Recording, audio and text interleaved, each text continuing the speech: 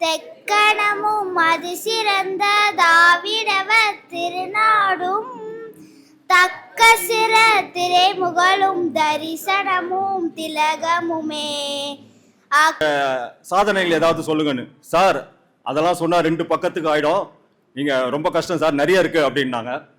ஆக எனக்கு தெரிந்தவரை வெள்ளை உள்ளம் படைத்தவர். ஆவின் நிறுவனத்தில் வேலை செய்தாலோ என்னவோ தெரியவில்லை, அந்த வெள்ளை உள்ளத்திற்கு சொந்தக்காரர். இவருடைய சாதனைகள் அதான் அவர் சொன்ன போல, அது சமூகம், இந்த தமிழ் உலகம் இவருக்கு கொடுத்தது சொல்லரசி என்ற பட்டம். இவர் செய்த தமிழ் உலகத்துக்கு இவர் செய்த சாதனைகளை சொன்னால் அது கொஞ்சம் விண்ணை முட்டும் என்பது மட்டும் சொல்லிக் யூடியூப் என சொல்லக்கூடிய தொலைக்காட்சியின் பதிவு, ஆவின் மேலாளர் மாணிக்கவல்லி அம்மாவுடைய வருகை, அதிகப்படியான குழந்தைகளும் இளைஞர்களும் பங்கேற்கும் வகையில் நிகழ்ச்சி ஏற்பாடு, நாம் ஓரளவுக்கு நம்முடைய குறிக்கோளை நோக்கி பயணம் செய்து கொண்டிருக்கின்றோம் என்பதை உறுதிப்படுத்திக் கொள்ளும். உச்சி மீது வானிடிந்து வீழுகின்ற போதிலும் அச்சமில்லை அச்சமில்லை அச்சம் என்பதில்லையே. அனைவருக்கும் வணக்கம். ஒவ்வொரு மாதமும் நம்ம பொது தகவல் நேரம்னு ஒன்று இருக்கும். இந்த முறை இது எல்லாருக்கும் தெரிஞ்சிருக்குமாங்கிறது தெரியல. ஜனவரி மாதம் அப்படின்னாலே உங்கள் எல்லாருக்கும் என்ன ஞாபகம் வரும்? அதாவது ஜனவரி 25 மொழிப்போர் தியாகிகள் தினம் நம்ம ஒவ்வொரு ஆண்டுமே கொண்டாடிட்டு இருக்கோம். அது கொண்டாடப்பட வேண்டிய விஷயம். இன்னமும் நம்ம கொண்டாடிட்டு தான் இருப்போம். இன்னும் நிறைய பேருக்கு யாருக்காவது ஒருத்தருக்காவது தெரிஞ்சிருக்கோம் அப்படின்னு நினச்சோம். கரெக்டு. இந்த பொது தகவல் நான் சரியான இடத்துல தான் சொல்கிறேன். அதாவது மொழிக்காக ஏன் இந்த போராட்டம் நடத்தணும் அப்படின்னா கண்டிப்பாக நடத்தி தான் ஆகணும். என்னுடைய வங்காள மொழி பேசுகிற என்னுடைய தோழி ஒருத்திக்கிட்ட நான் இந்த செய்தியெல்லாம் நான் பகிர்ந்துக்கிட்டேன். இந்த மாதிரி மொழிப்போர் தியாகிகள் 12 பேர் தீக்குளிச்சு விஷம் அருந்தி தன்னோட உயிரை எல்லாமே மொழிக்காக விட்டாங்க அப்படின்னு. என்னுடைய தோழி சிரிச்சிட்டு, எதுக்கு ஒரு மொழிக்காக ஏன் தங்களுடைய வாழ்க்கையும் விட்டு போய், தன்னுடைய சார்ந்திருக்கிறவங்க வாழ்க்கையும் கெட்டு போய், கூட இருக்கிறவங்களோட பெத்தவங்களுடைய வாழ்க்கை, துணைவியாருடைய வாழ்க்கை எல்லாமே போயிடுச்சு ஒருத்தவங்களால, இது ஏன் இந்த மாதிரி நடத்தணும் அப்படின்னு கேட்டாங்க. நான் உடனே கேட்டேன், உங்களுடைய வீட்டில் நீங்கள் என்ன மொழி பேசுவீங்கன்னு கேட்டேன். நாங்கள் ஹிந்தி தான் பேசுவோம் அப்படின்னு சொன்ன அவ. ஏன் நீங்கள் பெங்காலி பேசலை அப்படின்னு கேட்டேன். இல்லை, நாங்கள் பெங்காலி இப்போ எங்கள் தாத்தா பாட்டி காலத்தில் பேசிகிட்டு இருந்தாங்க, ஆனால் இப்போ நாங்கள் பேசுகிறது கிடையாது, நாங்கள் ஹிந்தி தான் பேசிக்கிறோம் வீட்டிலையே. வீட்டில் வேலை செய்கிறவங்கலேருந்து பெற்றவங்கள்லேருந்து எல்லாருமே இப்போ ஹிந்தி தான் பேசுகிறோம், தாத்தா பாட்டிக்கு மட்டும்தான் பெங்காலி மொழி தெரியும் அப்படின்னு சொன்னாங்க. அதே மாதிரி போன மாதம் என்னுடைய கல்லூரியில் பணியாற்றிய எங்கள் லேப் மேட்ஸில் ஒரு மாணவி வந்திருந்தாங்க. அவங்க இப்போ பஞ்சாப் யூனிவர்சிட்டியில் முனைவருக்காக படிச்சுட்டு இருக்காங்க. அவங்கக்கிட்ட கேட்டேன், எப்படி உங்கள் ஒர்க்கெல்லாம் போகுதுன்னு கேட்டப்போ அந்த தோழி சொன்னாங்க, எல்லாமே நல்லா போயிட்டுருக்கு, பஞ்சாபி மொழிலாம் எப்படி இருக்குது, எல்லோரும் நல்லா பேசுகிறாங்களா, நீங்கள் கற்றுக்கிட்டீங்களான்னு கேட்டேன். இல்லை, அங்கே பஞ்சாபி யாருமே பேசுகிறது கிடையாது, எல்லாருமே ஹிந்தி தான் பேசுகிறாங்க, ரொம்ப வயசானவங்க மட்டும்தான் பஞ்சாபி மொழி தான் தெரியுது, அவங்களுக்கு ஹிந்தி தெரியல, எல்லாருமே ஹிந்தி தான் பேசுகிறோம் அப்படின்னாங்க. நான் இதை என்னோட தோழிக்கிட்ட சொன்னேன். ஆனால் இன்னுமே எங்கள் தமிழ்நாட்டில் தமிழ் மொழியை நாங்கள் பேசிட்டு தான் இருக்கோம். ஹிந்தி மொழி இங்கே யாரும் பேசுகிறது கிடையாது. வெளி மாநிலத்துலேருந்து இங்கே வந்தாலும் அவங்க தமிழ் கற்றுக்கிட்டு தமிழ் பேசுகிறாங்க. ஆனால் நாங்கள் யாருமே மற்ற மொழியை எதுவுமே நாங்கள் இங்கே பேசலை. எங்களோட தமிழ் மொழி தான் எங்கள் தாத்தா பாட்டியிலேருந்து பாட்டன் பூட்டி இப்போ வரைக்கும் நாங்கள் எங்களோட சின்ன குழந்தைங்க கூட எல்லாருமே தமிழ் மொழியில் தான் வீட்டில் பேசுகிறோம் அப்படின்னு சொன்னாங்க. இதனால தான் உங்கள் மொழியெல்லாம், உங்களுடைய மாநில மொழி எல்லாமே அழிஞ்சிடுச்சு. எங்களுடைய தமிழ் மொழி இன்னுமே அழியாமல் இருக்கிறதுக்கு இது அன்னைக்கு 12 பேர் தீக்குளிச்சு இறந்து போனாங்க, அவங்க தான் காரணம் அப்படின்னு சொன்னேன். மொழிக்காக 4 முறை போராட்டம் நடத்தப்பட்டது. முதல் மொழிப்போர் 1938லேருந்து 1940, இரண்டாவது 1948லேருந்து 52 வரை. அதுக்கு அடுத்து வெறும் 60 நாள் தான் நடந்தது 1965. இறுதியாக 4வது போர் 1988 நடந்தது. இதில் 1938லேருந்து 63, 65 இந்த காலகட்டத்தில் தான் 12 பேர் மொழிக்காக தீக்குளித்தும் விஷம் அருந்தியும் சிறை சென்றும் உயிரிழந்தாங்க. அதில் முக்கியமாக சென்னை மாகாணத்தை எடுத்துக்கும் போது 1937 வந்து 37 வந்து நம்மளுடைய தமிழ்நாட்டில் வந்து சென்னை மாகாணத்தில் வந்து இந்தி மொழி வந்து ஆட்சி மொழியாக ஆக்கணும், எப்படியாவது பள்ளிக்கூடத்தில் வந்து இந்தி மொழியை நம்ம கொண்டு வந்துடணும் அப்படிங்கிறத வந்து அரசல் புரசலாக பேசிகிட்டு இருந்தது. அதுக்கு மறு ஆண்டே 1938 எல்லா பள்ளிக்கூடத்திலும் இந்தி மொழி கட்டாயமாக அறிவிக்கப்படும் என்ற செய்தி வந்து அதிகாரப்பூர்வமாக அறிவிச்சிருந்தாங்க. இதை கேட்டு வீரன் நடராஜனும் எப்படி வந்து இந்தி மொழியை வந்து எங்களுடைய ஆட்சி மொழியாக நாங்கள் எடுத்துக்க முடியும், தமிழ் மொழின்னு ஒன்று இருக்கும்போது அப்படின்னு பல போராட்டம் மேற்கொண்டு அதில் வந்து எப்படியாவது தமிழ் மொழி வந்து இந்தி மொழியை வந்து நம்ம வந்து திணிக்கக்கூடாதுன்றதுக்காக முதலமைச்சருக்கு கடிதம் எழுதி வச்சுட்டு தீக்குளிச்சு இறந்துடுறாங்க. அது மட்டும் இல்லாமல் அவங்கள முதல்ல சிறையில் அடைக்கிறாங்க. சிறையில் அடைச்சி நம்மளுடைய முடி கொட்டினாலே நம்மளாம் வருத்தப்படுறோம், அழுறோம். ஒன்றும் இல்லை, இந்த பல்லு வலியை நம்மளால் தாங்கிக்க முடியல, கால் சுண்டு விரல் ஏதாவது செவுத்தில் இடிச்சா உயிர் போகிற மாதிரி வலிக்குது. அப்படி இருக்கும்போது நம்மளுடைய கை நகத்தை எல்லாமே ஒன்றா பிடுங்கி எடுத்து காலில் இருக்க நகத்தெல்லாம் பிடுங்கி எடுக்கும்பொழுது எவ்வளவு ஒரு வேதனை அவங்களுக்கு இருந்திருக்கும். இதெல்லாம் தாண்டி நோய்வாய்ப்பட்டு இருக்கும்போது கூட நாங்கள் உங்களை விடுவிச்சிடுறோம், நீங்கள் வந்து ஒரு மன்னிப்பு கடிதம் மட்டும் எழுதி கொடுத்துருங்க அப்படின்னு கேட்டபோது கூட அரசு கிட்ட சொன்னார், என்னுடைய தமிழ் வந்து எதுக்காகவும் யாருக்காகவும் மண்டியிடாது அப்படிங்கிறத எழுதிட்டு அவர் தீக்குளிச்சு இறந்து போனார். இந்த விஷயத்தை தாங்க முடியாமல் அதுக்கு அடுத்த மறுநாளே வந்து சென்னையை சேர்ந்த தாளமுத்து அவர்களும் தீக்குளிச்சு இறந்துடுறாங்க. என்ன போன்ற ஒரு மரணத்தை பார்த்தாலாவது இந்த அரசு வந்து இந்தி மொழியை வந்து திணிக்காம இருக்கணும் அப்படிங்கிறதுனால அவரும் தீக்குளிச்சு இறந்துடுறாரு. அதுக்கப்புறம் கீழப்பழுவூர் சின்னசாமி இவங்களும் வந்து மதுரை மாகாணத்தில் மாணவர்கள் எல்லாம் போராட்டம் நடத்தும் பொழுது இவருமே அதில் வந்து தீக்குளிச்சு இறந்து போறாரு. இப்படி ஒவ்வொருவராக இதெல்லாம் பார்த்து அடுத்து கோடம்பாக்கம் சிவலிங்கம் அவருமே வந்து நான் இந்த மாதிரி ஒரு உயிர் இழப்பு வேணும், உயிரிழப்பு இருந்தால் தான் வந்து இந்தி திணிப்புக்கு வந்து ஒரு விடிவு காலம் கிடைக்கும் அப்படின்னா, இந்தி திணிப்பு இங்கிருந்து வெளியேறணும் அப்படின்னா என்னோட உயிரும் போகணும்ன்ட்டு முதலமைச்சருக்கு கடிதம் எழுதி வச்சுட்டு அவருமே தன்னை மாய்த்து கொள்றாரு. அதுக்கு அடுத்துக்காக சிவகங்கை ராஜேந்திரன் சிவகங்கை ராஜேந்திரன் வந்து அண்ணாமலை பல்கலைக்கழகம் சிதம்பரத்தில் இருக்கு.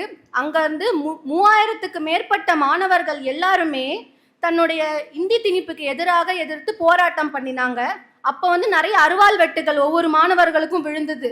இதை பொறுக்காம சிவகங்கையிலிருந்து ராஜேந்திரன் வந்து அண்ணாமலை பல்கலைக்கழகத்துக்கு போய் அங்க பேரணி நடத்த மாணவர்கள் கிட்டலாம் சேர்ந்து இன்னும் நிறைய பேரை கூட்டிட்டு வந்து போராட்டம் நடத்தினாங்க. போராட்டத்தை கலைக்க சொல்லி அரசு ஆணையிட்டது. ஆனால் காவல்துறையினரால் அது பண்ண முடியல. கல்லெறிஞ்சு பார்க்குறாங்க, மண்ணு தூவி பார்க்குறாங்க, எதற்குமே வந்து மாணவர்கள் அசர்ற மாதிரி தெரியல. உடனே துப்பாக்கி சூடு நடத்தலான்னு சொல்லிட்ட பிறகு துப்பாக்கி சூடு நடக்குதுல வந்து சிவகங்கை ராஜேந்திரன் அவர்களுடைய முதல் குண்டானது தன்னுடைய நெற்றியில பட்டு அந்த இடத்துலயே கீழே விழுந்து இறந்துடுறாங்க. அடுத்து சத்தியமங்கலம் முத்துவும் இது தாங்காம கடிதம் எழுதி வச்சுட்டு தன்னுடைய உயிரை மாய்த்து கொள்றாரு. இப்படி இது எல்லாமே நடந்தது ஜனவரி 25. அதுக்கடுத்து ஜனவரி 26, 27ஆம் தேதி மட்டும் மொத்தம் 3 பேர் தங்களுடைய உயிரை வந்து மாய்த்து கொண்டிருக்காங்க. அடுத்து கோவை தண்டபாணி, அடுத்ததாக இறுதியாக மயிலாடுதுறை சாரங்கபாணி. இதில் வந்து ஒரு ஆசிரியரும் இருக்காரு.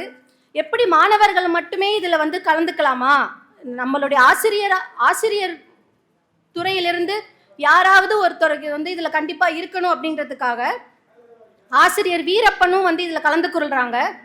ஆசிரியர் வீரப்பனுக்கு வந்து திடீர்னு ஒரு எண்ணம் தோன்றுது, இப்படி இந்திய வந்து திணிக்கிற ஒரு அரசு கீழே நான் எப்படி வந்து பணியாற்ற முடியும், இது சரியானது கிடையாதுன்னு கடிதம் எழுதி வச்சுட்டு முதல்வருக்கு கடிதம் எழுதி அவருமே தீக்குளித்து இறந்து போயிடுறாங்க.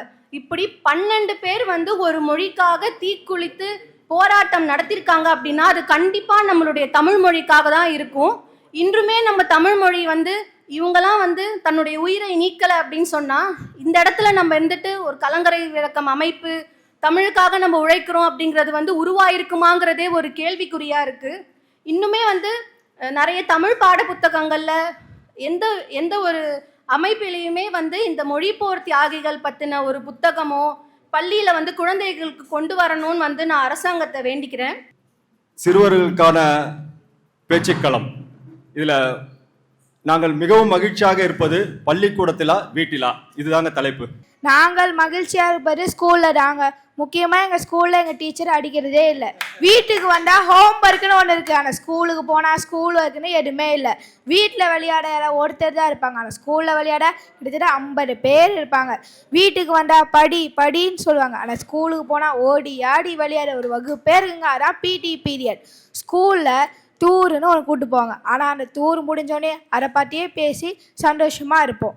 ஸ்கூலில் நண்பர்கள் சேட்டையை பார்த்து சந்தோஷமாக இருக்கும், ஆனால் அதே நண்பர் மிஸ்கிட்ட மாட்டிட்டா அதை விட சந்தோஷமாக இருக்கும். நாங்கள் வாழ்க்கையில் சிறந்து விளங்க பள்ளிக்கூடம் தான் காரணம் என்று சொல்கிறேன். எங்களால் அலெக்சாண்டர் போல உலகத்தை ஆளுவோமான்னு தெரியாது, ஆனால் அரிஸ்டாட்டில் போல ஆசிரியர்களை பார்க்கிறோம். பள்ளியில் அடிக்கிற மணி ஓசை எங்கள் வாழ்க்கையில் அடிக்கிற ஒலி ஓசை என்று சொல்லி விடைபெறுகிறேன். எல்லாம் கொட்டி தீர்த்துட்டாரு. இல்ல நீங்க என்ன சொன்னாலும் எங்களுக்கு மிகவும் மகிழ்ச்சியாக இருப்பது வீட்டில் தாங்க. ஆம், வீட்டில் தான் என்று சொல்ல ஆம்சினி அவர்கள் வருகிறார்கள். சான்றோர்களுக்கும் தமிழச்சி அம்சியின் அன்பு வணக்கங்கள். நாங்கள் மகிழ்ச்சியாக இருப்பது வீட்டில்தான் என்ற தலைப்பில் பேச வந்திருக்கிறேன். இந்த 2026 கேலண்டர் வந்ததுலேருந்து எத்தனை பேர் அரசு விடுமுறை பார்த்திருக்கீங்க? அதில் ஞாயிற்றுக்கிழமை விடுமுறை வந்திருந்தது. எத்தனை பேர் பார்த்து கடுப்பாக இருந்திருக்கீங்க? ஒரு பில்டிங் ஸ்ட்ராங்காக இருக்கணும்னா பேஸ்மெண்ட்டை ஸ்ட்ராங்காக இருக்கணும்னு பில்டிங்குக்கு தாங்க சொன்னாங்க. அதை யாரோ கேட்டுட்டு எங்கள் தலையிலேயே கை வச்சிட்டிங்களே. இப்போ எத்தனை அம்மாக்கள் இப்போல்லாம் 2.5 வயசுலேயே கூட்டிகிட்டு போய் பெற்றோர்களை ஸ்கூலில் சேர்த்து விட்டுடுறாங்க. அதுவும் அம்மா வயிற்றுக்குள்ளே இருக்கும்போதே எத்தனை அப்பாக்கள் லைனில் நின்று சீட்டு வாங்குறாங்க. எங்கள் வீட்டில் எல்லா நாளும் கார்த்திகை அப்படின்னு கேப்டன் ஐயா சொல்லியிருக்கிறாங்க. அவர் அது சொன்னது எந்த அளவுக்கு உண்மைன்னு சொல்கிறேன் கேளுங்கள். காலையில் வீட்டில் இருந்தால் இஷ்டத்துக்கு தூங்கலாம், ஆனால் ஸ்கூலுக்கு போகணுன்னா காலைல 6 மணிக்கு எழுந்து குளிச்சுட்டு ரெடி ஆகணும். மத்தியானம் சுட சுட சாப்பிடலாம். அதுவும் ஞாயிற்றுக்கிழமை வந்தால் சுட பிரியாணியும் லெக் பீஸும் நல்லா ராஜா பகுத்து மாதிரி உட்காந்து சாப்பிடலாம். இதுவே ஸ்கூலுக்கு போனால் தயிர் சாதமும் உருளைக்கிழங்கும், புளி சாதமும் உருளைக்கிழங்கும், சாம்பாரும் வறுவலும் கொடுத்து விடுவாங்க. சரி, ஆசையாக கையில் கூட சாப்பிட முடியாது, இதில் ஸ்பூனு வேற. அதுவும் 1/2 மணி நேரத்துக்குள்ளே சாப்பிட்டு முடிக்கணும். ஸோ என்னத்த சொல்ல. அப்புறம் சாப்பிட்ட கடத்தது ஒரு தூக்கம் இருக்கே, அடடடடா. ஆனால் ஒன்று, எங்கள் அம்மா காலில் போட்டு தூங்க வச்சா கூட அந்த தூக்கம் வராது. எங்கள் மிஸ்ஸு லஞ்ச் பிரேக் அடுத்து தூங்க வைப்பாங்க பாருங்க. அப்படியோ தூங்கினாலும் டஸ்டர் தாங்க எங்களுக்கு பறக்கும். சரி, மாலை நேரத்தில் அம்மா லைட்டாக பசிக்குது அப்படின்னு சொன்னாலே ஏதாவது ஒரு ஸ்நாக்ஸ் வரும். ஆனால் ஸ்கூல்லேருந்து வீட்டுக்கு வந்தால் ஏதாச்சும் ஒன்று சாப்பிட்டு பேக் எடுத்து டியூஷனுக்கு போகணும். சரி, வாழ்க்கையிலே உயரணும்னா படிக்கணும்னு சொல்லுவாங்க. நம்ம பெற்றோர்கள் நம்ம படிக்கணும்னு ஸ்கூலுக்கு அனுப்புவாங்க. அதுவும் நாங்கள் சிலபஸை பார்த்துட்டு எங்கள் ஸ்கூலில் பிடி ஃப்ரீ பீரியட்னு ஒன்று வைக்கிறாங்க. அதுவும் எங்கள் மிஸ்ஸுக்கு பிடிக்காமல் அந்த பிடி பீரியடில் இன்கம்ப்ளீட்டன்ஸ்லாம் உட்காந்து எழுத வைப்பாங்க. சரி, எங்கள் எதிரணிகள் இருக்காங்களே, நீங்கள் எப்போதான் நியூஸ் பார்ப்பீங்களோ இல்லையோ, மழை காலத்தில் மட்டும் நியூஸை பார்த்து எப்படா விடுமுறை வரும்னு நாங்கள் மட்டும் இல்லை, பெற்றோர்கள் கூட. ஏன்னா லேட்டாக சமைக்கலாம்ல. கடைசியாக ஒன்று சொல்லிக்கிறேன். நானும் என் தங்கையும் எங்கள் அம்மாவும் வந்து ஸ்கூல்லேருந்து வீட்டுக்கு போகும்போது ஒரு அம்மாவும் ஒரு மகனும் ஒரு அப்பாவும் வந்து ஜூஸ் பாட்டிலை குடிச்சிட்டு போயிட்டுருக்காங்க. அது குடிச்சு முடித்த உடனே அப்படியே ரோட்டில் போட்டுட்டு போகிறாங்க. ஆனால் நாங்கள் 3 பேரும் வந்து இன்னி வரைக்கும் நாங்கள் ஒன்று குப்பையை டஸ்ட்பினில் போடுவோம், அப்படி இல்லைனா வீட்டுக்கு எடுத்துகிட்டு போய் போடுவோம். அப்படியும் முடியலன்னா எங்கே அதிகமாக குப்பை இருக்கோ அங்கே வந்து வச்சுட்டு வந்துடுவோம். ஆகவே வீடு தான் நல்ல மனிதனா எங்களுக்கு நல்ல பாடத்தை கற்றுக் கொடுக்குது. ஆகவே நாங்கள் மகிழ்ச்சியாக இருப்பது எங்கள் வீட்டிலே வீட்டிலே வீட்டிலே என்று என் உரையை முடித்துக் கொள்கிறேன். நன்றி, வணக்கம். என்னதான் அவங்க சொன்னாலும் பள்ளிக்கூடத்துல தாங்க இன்பம் அப்படி என்று பேசுவதற்காக வர்ஷினி என்றால் மழை. இந்த சிந்தனை அரங்கத்திற்கு வந்துள்ள அனைவருக்கும் எனது அன்பான வணக்கங்களை தெரிவித்துக் கொள்கிறேன். ஓடி விளையாடு பாப்பான்னு பாரதியார் சொன்னார். ஆனால் எங்கள் அப்பா அம்மா என்னவோ வீடியோ கேம் விளையாடு பாப்பான்னு தான் சொல்கிறாங்க. ஏன்னா நாங்கள் என்ன வேணாலும் பண்ணலாம், ஆனால் அவங்கள டிஸ்டர்ப் மட்டும் பண்ணிடவே கூடாது. வெளியே போய் விளையாடவும் முடியல, வெளில போய் விளையாடுற விடவும் விடுறதில்ல. வீட்டில் இருந்து டிவியும் ஃபோனும் பார்த்து போர் அடித்தது தான் மிச்சம். வீடு ஏதோ ஹோட்டல் மாதிரி இருக்குது. வீட்டில் இருந்து ஸ்கூலுக்கு போகிறோம், ஸ்கூல்ல இருந்து திரும்ப வீட்டுக்கு வந்து கராத்தே கிளாஸ் போகிறோம், கராத்தே கிளாஸ் முடிச்சுட்டு நேராக டியூஷன் போகிறோம். டியூஷன் போயிட்டு சாப்பிடுவோன்னு நினைக்கிறீங்களா? படிக்க தானே செய்யணும், எதுக்கு இப்படிலாம் பண்ணுறீங்க? இது எல்லாத்தையும் முடித்து எப்படியோ வீட்டுக்கு 9 மணிக்கு பசியோடு வந்தால் நீங்கள் என்ன தெரியுமா பண்ணுறீங்க? வீட்டில் நாடகம் பார்க்குறீங்க, இல்லை உட்காந்து ஃபோன் பார்க்குறீங்க. பசிக்குதுன்னு சொன்னால் செஞ்சு தரேன்னு சொல்கிறீங்க. இனிமே தான் செய்யவே போகிறாங்களாம். ஏன்னா நாங்கள் சுட சுட சாப்பிட்ணுன்னு அக்கறையாம். நாங்கள் சாப்பிடாம என்ன பண்ணுறது? நாங்கள் பசிக்கும் போது நிம்மதியாக சாப்பிட கூட முடியல. ஃபஸ்ட்டுலாம் வீட்டில் இருக்க குழந்தைங்க ஏதாவது பண்ணால் அம்மா அப்பா வந்து சமாதானப்படுத்துவாங்க. ஆனால் அம்மா அப்பா சண்டை போட்டு நாங்கள் நாட்டாமல் பண்ண வேண்டியதாக இருக்குது.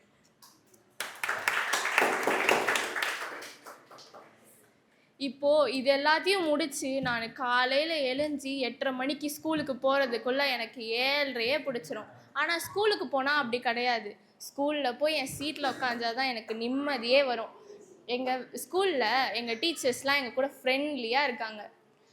நாங்கள் வீட்டில் இருந்தால் யாருமே எங்ககிட்ட பேச மாட்டாங்க. ஸ்கூலுக்கு போய்னா மிஸ்ஸு பேசாதீங்கன்னு சொல்ல நாங்கள் பேசிக்கிட்டே இருப்போம். எங்கள் வீட்டில் இருக்கும்போது என்னால் விளாடவே முடியாது. ஆனால் ஸ்கூலுக்கு போனால் பிஇடி பீரியட் வந்தால் போதும், எங்களுக்கு ரெக்கையே முளைச்சிடும். நாங்கள் பட்டாம்பூச்சி மாதிரி பறந்துக்கிட்டே இருப்போம்.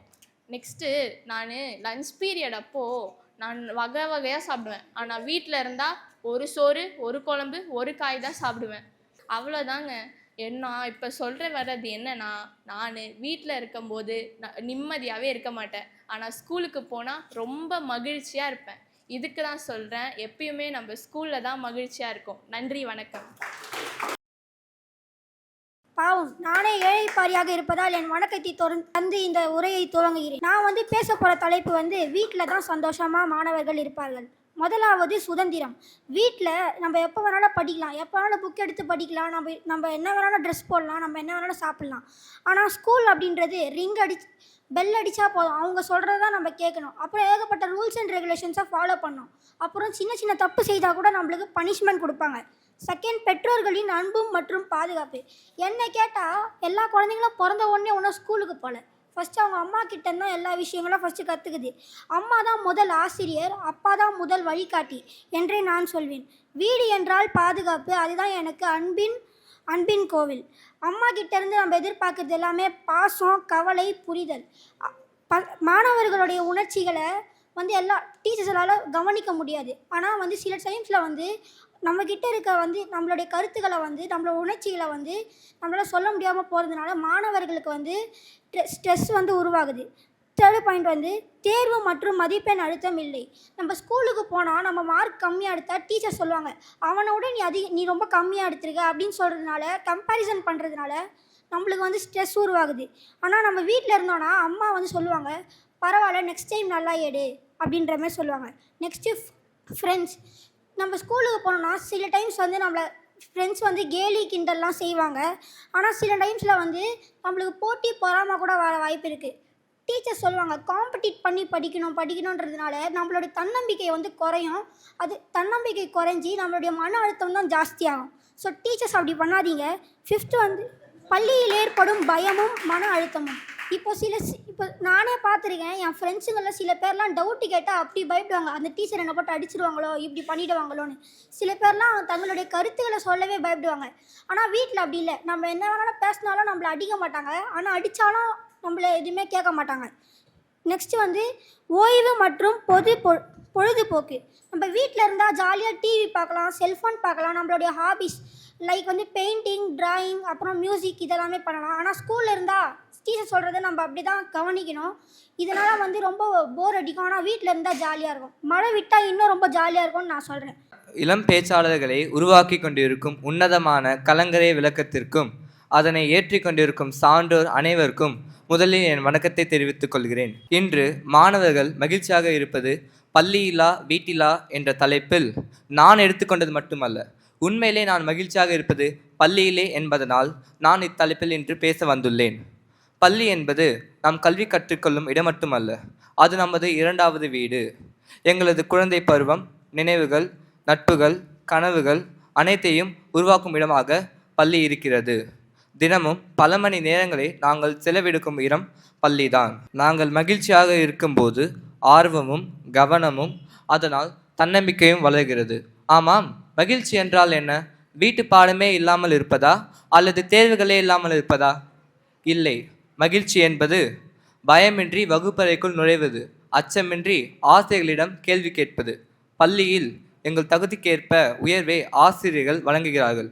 ஆனால் பெற்றோரின் எதிர்பார்ப்பு, போட்டி இவை அனைத்தும் எங்கள் மனதில் பெரும் சுமையை ஏற்படுத்துகின்றன.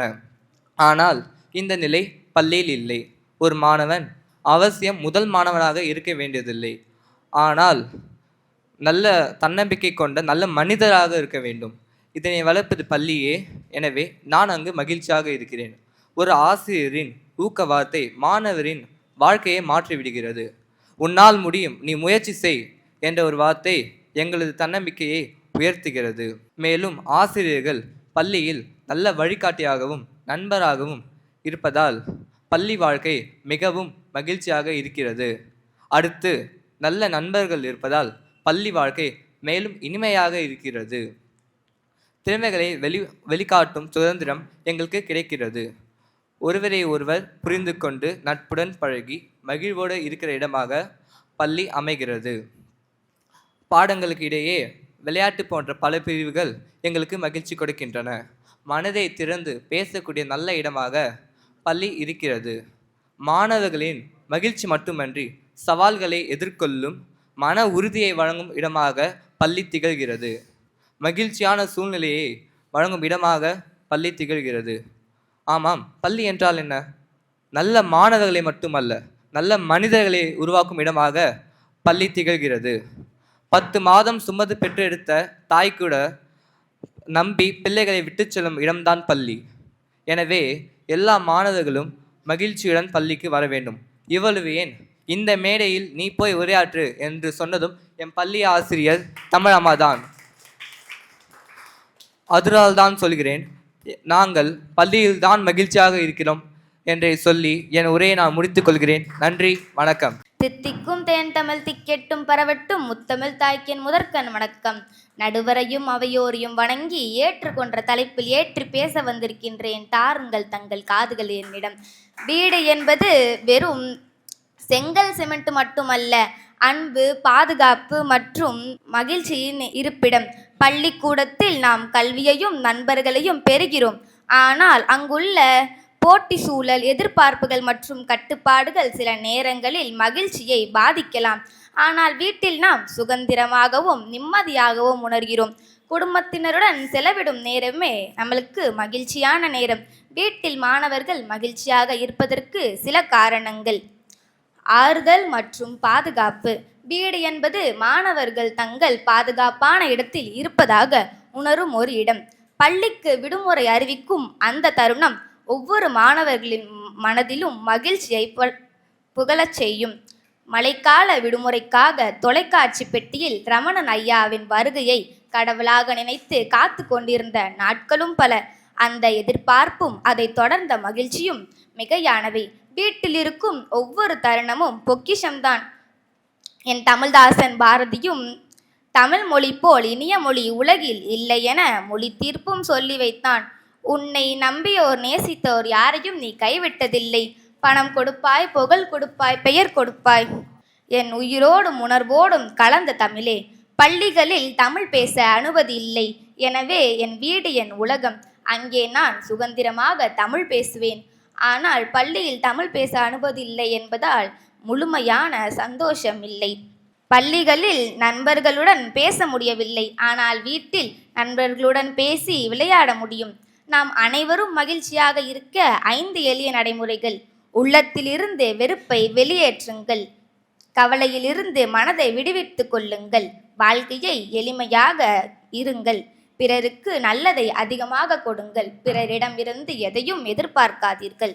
மாதா பிதா குரு தெய்வம். பேச பழக்கிய மாதாவுக்கும், பேச்சு பிழை நீக்கிய பிதாவுக்கும், பேச்சு நாகரிகத்தை கற்றுக் கொடுத்த குருவுக்கும், இந்த வாய்ப்பை வழங்கிய என் தெய்வத்திற்கும் மனமார்ந்த நன்றி கூறி விடைபெறுகிறேன். நன்றி. எங்கள் வாழ்வும் எங்கள் வளமும் மங்காத தமிழ் என்று சங்கே முழங்கு. அனைவருக்கும் இனிய மாலை வணக்கம். ஸோ இன்றைக்கி நம்ம குறள் 1 குறள் 2 அப்படின்னு நினைவில் வந்து இனியவை குறள் என்ற அதிகாரத்திலேருந்து இனிய உளவாக எண்ணாத குறள் கனியிருப்ப காய்க்க வந்தற்று இந்த குறளை வந்து நம்ம எடுத்து பேச வந்திருக்கோம். ஸோ இந்த குறளுக்கு விளக்கம் பார்த்திங்கன்னா, இனிய சொற்கள் இருக்க கடுஞ்சொற்களை பிறரிடம் பிரயோகிப்பது வந்து ஒரு மரத்தில் வந்து இருக்க கனியை விட்டுட்டு காயை எடுத்து கொடுக்குறதுக்கு ஈக்குவல் அப்படின்னு சொல்கிறாங்க. ஸோ இப்போ வந்து ஒரு மனிதன் வந்து அவன் எந்த மொழி பேசுகிறனா இருந்தாலும் அந்த மொழியில் வந்து பார்த்திங்கன்னா இனிமையான சொற்கள், அதாவது அளவளவாகவும் இருக்கும், அளவளவாக இருக்கும். அதுக்கப்புறம் வந்து பார்த்திங்கன்னா அளவு, அறிவு மற்றும் அறிவு சார்ந்த சொற்கள், அதுக்கப்புறம் வந்து அறிவு, பண்பு, பாசம் இது நிறைந்த சொற்களும் இருக்கும். அதுக்கு நேர் எதிர்மாறாக வந்து பார்த்திங்கன்னா வந்து ஆணவம் மிகுந்த சொற்கள், கடுஞ்சொற்கள்லாம் இருக்கும். ஸோ இந்த சொற்கள்லாம் அந்த மொழியில் இருக்கணும், அந்த மனிதருக்கு தெரியும். ஸோ அந்த மனிதன் வந்து அறிவுடையவனா இல்லை வந்து ஆணவம் மிக்கனா அப்படின்றது நம்ம எதை வச்சு கண்டுபிடிக்கலாம்னா, அந்த மனிதன் பிரயோகிக்கும் சொற்கள், சொற்களை அவன் பேசுறதை பொறுத்து அவன் அறிவுடைய சான்றோனா இல்லை வந்து அறிவற்ற சான்றற்றவனா என்றது நம்ம ஈஸியாக கண்டுபிடிச்சிடலாம். ஸோ அப்படி பேசும்போது இப்போ அந்த அறிவுள்ள அன்பான அறிவு மிகுந்த சொற்களை வந்து ஒரு மரத்தில் இருக்க கனியோட ஒப்பிடுறாரு நம்ம திருவள்ளுவர். அந்த மொழியில் இருக்க இன்னா சொற்கள், அதாவது கடுஞ்சொற்கள், ஆணவம் மிகுந்த சொற்கள், இந்த மனதிற்கு பிறர் நம்ம எதிர்த்து பேசுகிறவர்களுக்கு வந்து கடுமையான கோபத்துடன் பேசுகிற சொற்களை வந்து அந்த மரத்தில் இருக்க காய்களோட ஒப்பிடுறாரு. ஸோ இப்படி இந்த மொழியில் இருக்க சொற்களை வந்து இந்த மரத்தோட ஒப்பிட்டு பேசி அழகாக விளக்கியிருப்பார் நம்ம திருவள்ளுவர். எனவே அன்பு பண்பு வெளிப்படுத்தும் சொற்களை வந்து பேசி அனைவரும் பழகுவோம் என்று வாய்ப்பளித்து நன்றி கூறி விடைபெறுகிறேன். நன்றி, வணக்கம். என ஈன்ற தந்தைக்கும் மக்கள் இனம் என்ற தமிழ்நாடு தனக்கும் என்னால் தினையளவு நலமேனும் கிடைக்கும் என்றால் செத்தொழியும் நாள் எனக்கு திருநாளாகும். இது வந்து பாவேந்தர் பாரதிதாசன் அவர்களுடைய பாண்டியன் பரிசில் வரக்கூடிய கவி. மேடையில் வீற்றிருக்கும் பெரியோர்களுக்கும் மேடையாய் வீற்றிருக்கும் சான்றோர்களுக்கும் இனிய மாலை வணக்கங்கள். இனிய உளவாக இன்னாதல் கூறல் கனியிருப்ப காய் கவர்ந்தற்று. திருக்குறள் தமிழின் பெரும் புலமை திருக்குறள். தமிழின் பெரும் புலவர் திருவள்ளுவர். எங்கேயாவது ஒரு அரை மணி நேரம் ஒரு பேச்சு ஒரு உரை நிகழ்ந்தது அப்படின்னா அதில் கண்டிப்பாக ஒரு திருக்குறள் மேற்கோளாக இருக்கும். அந்த மாதிரி தான் இது வரைக்கும் நம்ம கேட்டுட்ருக்கோம். திருக்குறள் வந்து கிட்டத்தட்ட ஒரு 2500 ஆண்டுகளுக்கு முற்பட்டதாக எழுதப்பட்ட ஒரு மிகச்சிறந்த ஒரு நூல். இப்போ கூட இவங்க மோனிகா அவங்க மொழிப்போர் பற்றியும் மொழி தியாகிகள் பற்றியும் நினைவு கூர்ந்தாங்க. எல்லா வகையான அறத்திற்கும் அறமற்ற நியதிகளுக்கும் திருக்குறள் வந்து மேற்கோளாக இருக்கு. நிறைய இடங்களில் திருக்குறளை மேற்கோளாக பேசுகிறாங்க. எனக்கு என்ன ஆச்சரியம் அப்படின்னா, இப்போ நம்ம திருக்குறள் படிச்சிருக்கோம், நம்ம பேசுகிறோம். திருக்குறள் மட்டும் இல்லாமல் வேறு சங்க இலக்கியங்கள், பண்பட்ட நல்ல நூல்கள்லாம், நீதிநெறி நூல்கள் அந்த மாதிரிலாம் படிச்சிருக்கோம், எழுதுகிறோம். இப்போ திருவள்ளுவர் எதை படிச்சுட்டு திருக்குறள் எழுதியிருப்பார் அப்படின்னு எனக்கு ஒரு டவுட் இருக்குது. ஏன்னா இதெல்லாம் நம்ம படித்ததுனால திருக்குறளை மேற்கோள் காட்டுறோம். திருக்குறள் 2500 ஆண்டுகளுக்கு முன்னாடி எழுதுனா அப்போ அந்த இதில் வந்து திருவள்ளுவர் அதுக்கும் மேம்பட்ட ஒரு இலக்கியத்தை படிச்சிருப்பார்ல, அதெல்லாம் நம்மளுக்கு கிடைக்கல அப்படின் போது கொஞ்சம் வருத்தமாக இருக்கு. பொதுவாக இந்த திருக்குறள் வந்து எதை சொல்லுதுன்னா நம்முடைய சொற்களை பற்றி சொல்லுது. சொற்கள் ரொம்ப முக்கியமானது. நம்முடைய முன்னாள் தலைமைச் செயலாளர் இறையன்பு ஐஎஸ் அவர்கள் வந்து சொல்லியிருப்பாங்க, உதடிலிருந்து உமிழ்ந்த நீரும் வார்த்தைகளும் மீண்டும் உதடுகளுக்கு திரும்புவதில்லைன்னு சொல்லுவாங்க. நம்ம அந்த வார்த்தை உதிட்டுட்டோம் அப்படின்னா திரும்ப வராது. அந்த இதுவை வந்து மிக நுட்பமாக இந்த குரலில் அவர் சொல்கிறார். நம்ம பெரியவங்க கூட சொல்லுவாங்க வார்த்தையை அளந்து பேசணும் அப்படின்னு சொல்லுவாங்க. இந்த அளந்து அப்படின்றது அளவு அப்படின்னா என்னன்னா, நீங்கள் அளக்காமல் எதை எடுத்துக்கிட்டாலும் சரி, இது கூட சொல்லுவாங்க அளவுக்கு மீறினால் அமிர்தமும் நஞ்சு. அது அமிர்தமாக இருந்தால் கூட அந்த அளவு மீறி போச்சுன்னா அது நஞ்சாக மாறிடும். அந்த மாதிரி தான் வார்த்தைகள். ஒரு அளவுக்கு மேலே நம்ம எதையாவது சொல்லிட்டோம் அப்படின்னா அதை வந்து ஒன்றும் பண்ண முடியாது. இன்னொரு திருக்குறள் கூட இருக்குது, தீயினால் சுட்ட புண் உள்ளாரும் ஆறும் நாவினால் சுட்ட வீடு. தீயினால் ஏற்பட்ட காயம் வந்து காயமாக ஆறி அந்த வடு கூட ஆறிடும். ஆனால் சொல்லால் நீங்கள் ஒருத்தங்கிட்ட ஏதாவது ஒன்று சொல்லிட்டீங்க அப்படின்னா அது வெளியில் காயமாக தெரியாது, ஆனால் உள்ள ஒரு வடுவாக அவங்க வாழ்நாள் முழுக்க இருந்துக்கிட்டே இருக்கும். அதனால தான் அந்த சொற்களை வந்து அந்த மாதிரி நம்ம யூஸ் பண்ணணும் அப்படின்றது. அது மாதிரி தான் இது. ஒரு மரத்திலோ அல்லது ஒரு இடத்திலோ அருமையான முதிர்ந்த இனிமையான சுவை தரக்கூடிய பழங்கள் இருக்குது அப்படின்னும் போது நம்ம அதை விடுத்துட்டு நம்ம காயை போய் எப்படி தேர்ந்தெடுத்து சாப்பிட்றோமோ அந்த மாதிரி நல்ல சொற்கள் இருக்கும்போது நம்ம தேவையில்லாத வீண் சொற்களை வைத்து நம்ம பேசக்கூடாது அப்படின்றதுக்கு தான் இந்த உதாரணம். அது மாதிரி திருக்குறளில் இதை நிறைய மிகச்சிறந்த உதாரணங்கள் நம்முடைய வாழ்வியல் இருக்குது.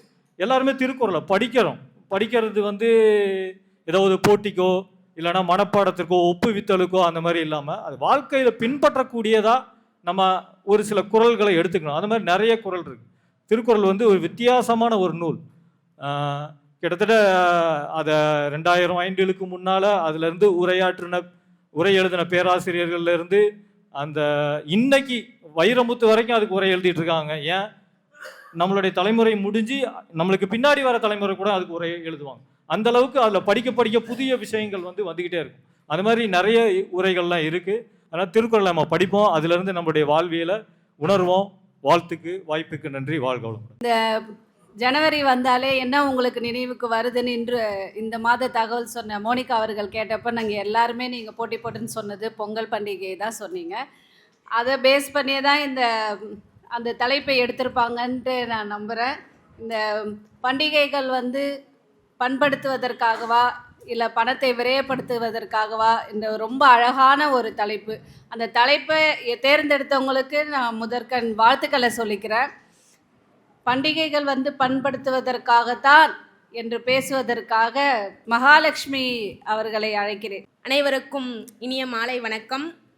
கதிர்வெடித்து பிளம்பு விழ கடல் கொதித்து சூடாற்ற முதுமை மிகு நிலப்பரப்பின் முதற் பிறப்பு தோன்றிவிட நதி வரும் முன் மணல் தரும் முன் நலம் வகித்த தமிழனங்கே பதிமதுரை பெருவெளியில் பாண்டியன் கை பார்த்தவளே, உன்னை நான் வணங்குவதும் நீ என்னை வாழ்த்துவதும் அன்னை மகற்கிடையே அழகில்லை என்பதனால் உன்னை வளர்த்த புலவர் பெருமக்களை வணங்கி அவையோருக்கு வணக்கம். நடுவர் அவர்களே, இன்றைய பட்டிமன்றத்திற்கான தலைப்பு பண்டிகைகள் என்பது மக்களை பண்படுத்துகிறதா அல்லது பணத்தை விரயப்படுத்துகிறதா? எப்படிதான் எதிரணியினர் இவ்வளவு தைரியமா பணத்தை விரயப்படுத்துதான்னு சொல்லிட்டு வந்து உட்காந்துருக்காங்கன்னு எனக்கு முதல்ல தெரியல நடுவர் அவர்களே. ஏன்னா பண்டிகை என்பதே ஒரு வேலைக்காகவோ அவரவர் தேவைக்காகவோ தன்னுடைய உறவுகளெல்லாம் விட்டு பிரிஞ்சிருக்கிற ஒவ்வொரு உள்ளத்தையும் தன் ஊர் பக்கம் அழைப்பது.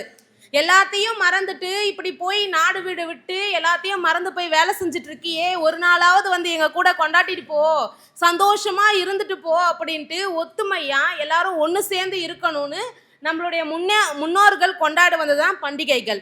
அப்படிப்பட்ட பண்டிகைகளை செலவு தான் அப்படின்னு சொல்றதுக்கு எப்படி தான் மனசு வருதுன்னே தெரியல நடுவர் அவர்களே. ஏன்னா வருஷத்துல 365 நாளும் ஓடிட்டே தான் இருக்காங்க, வருஷம் முழுக்க உழைச்சிட்டே தான் இருக்காங்க.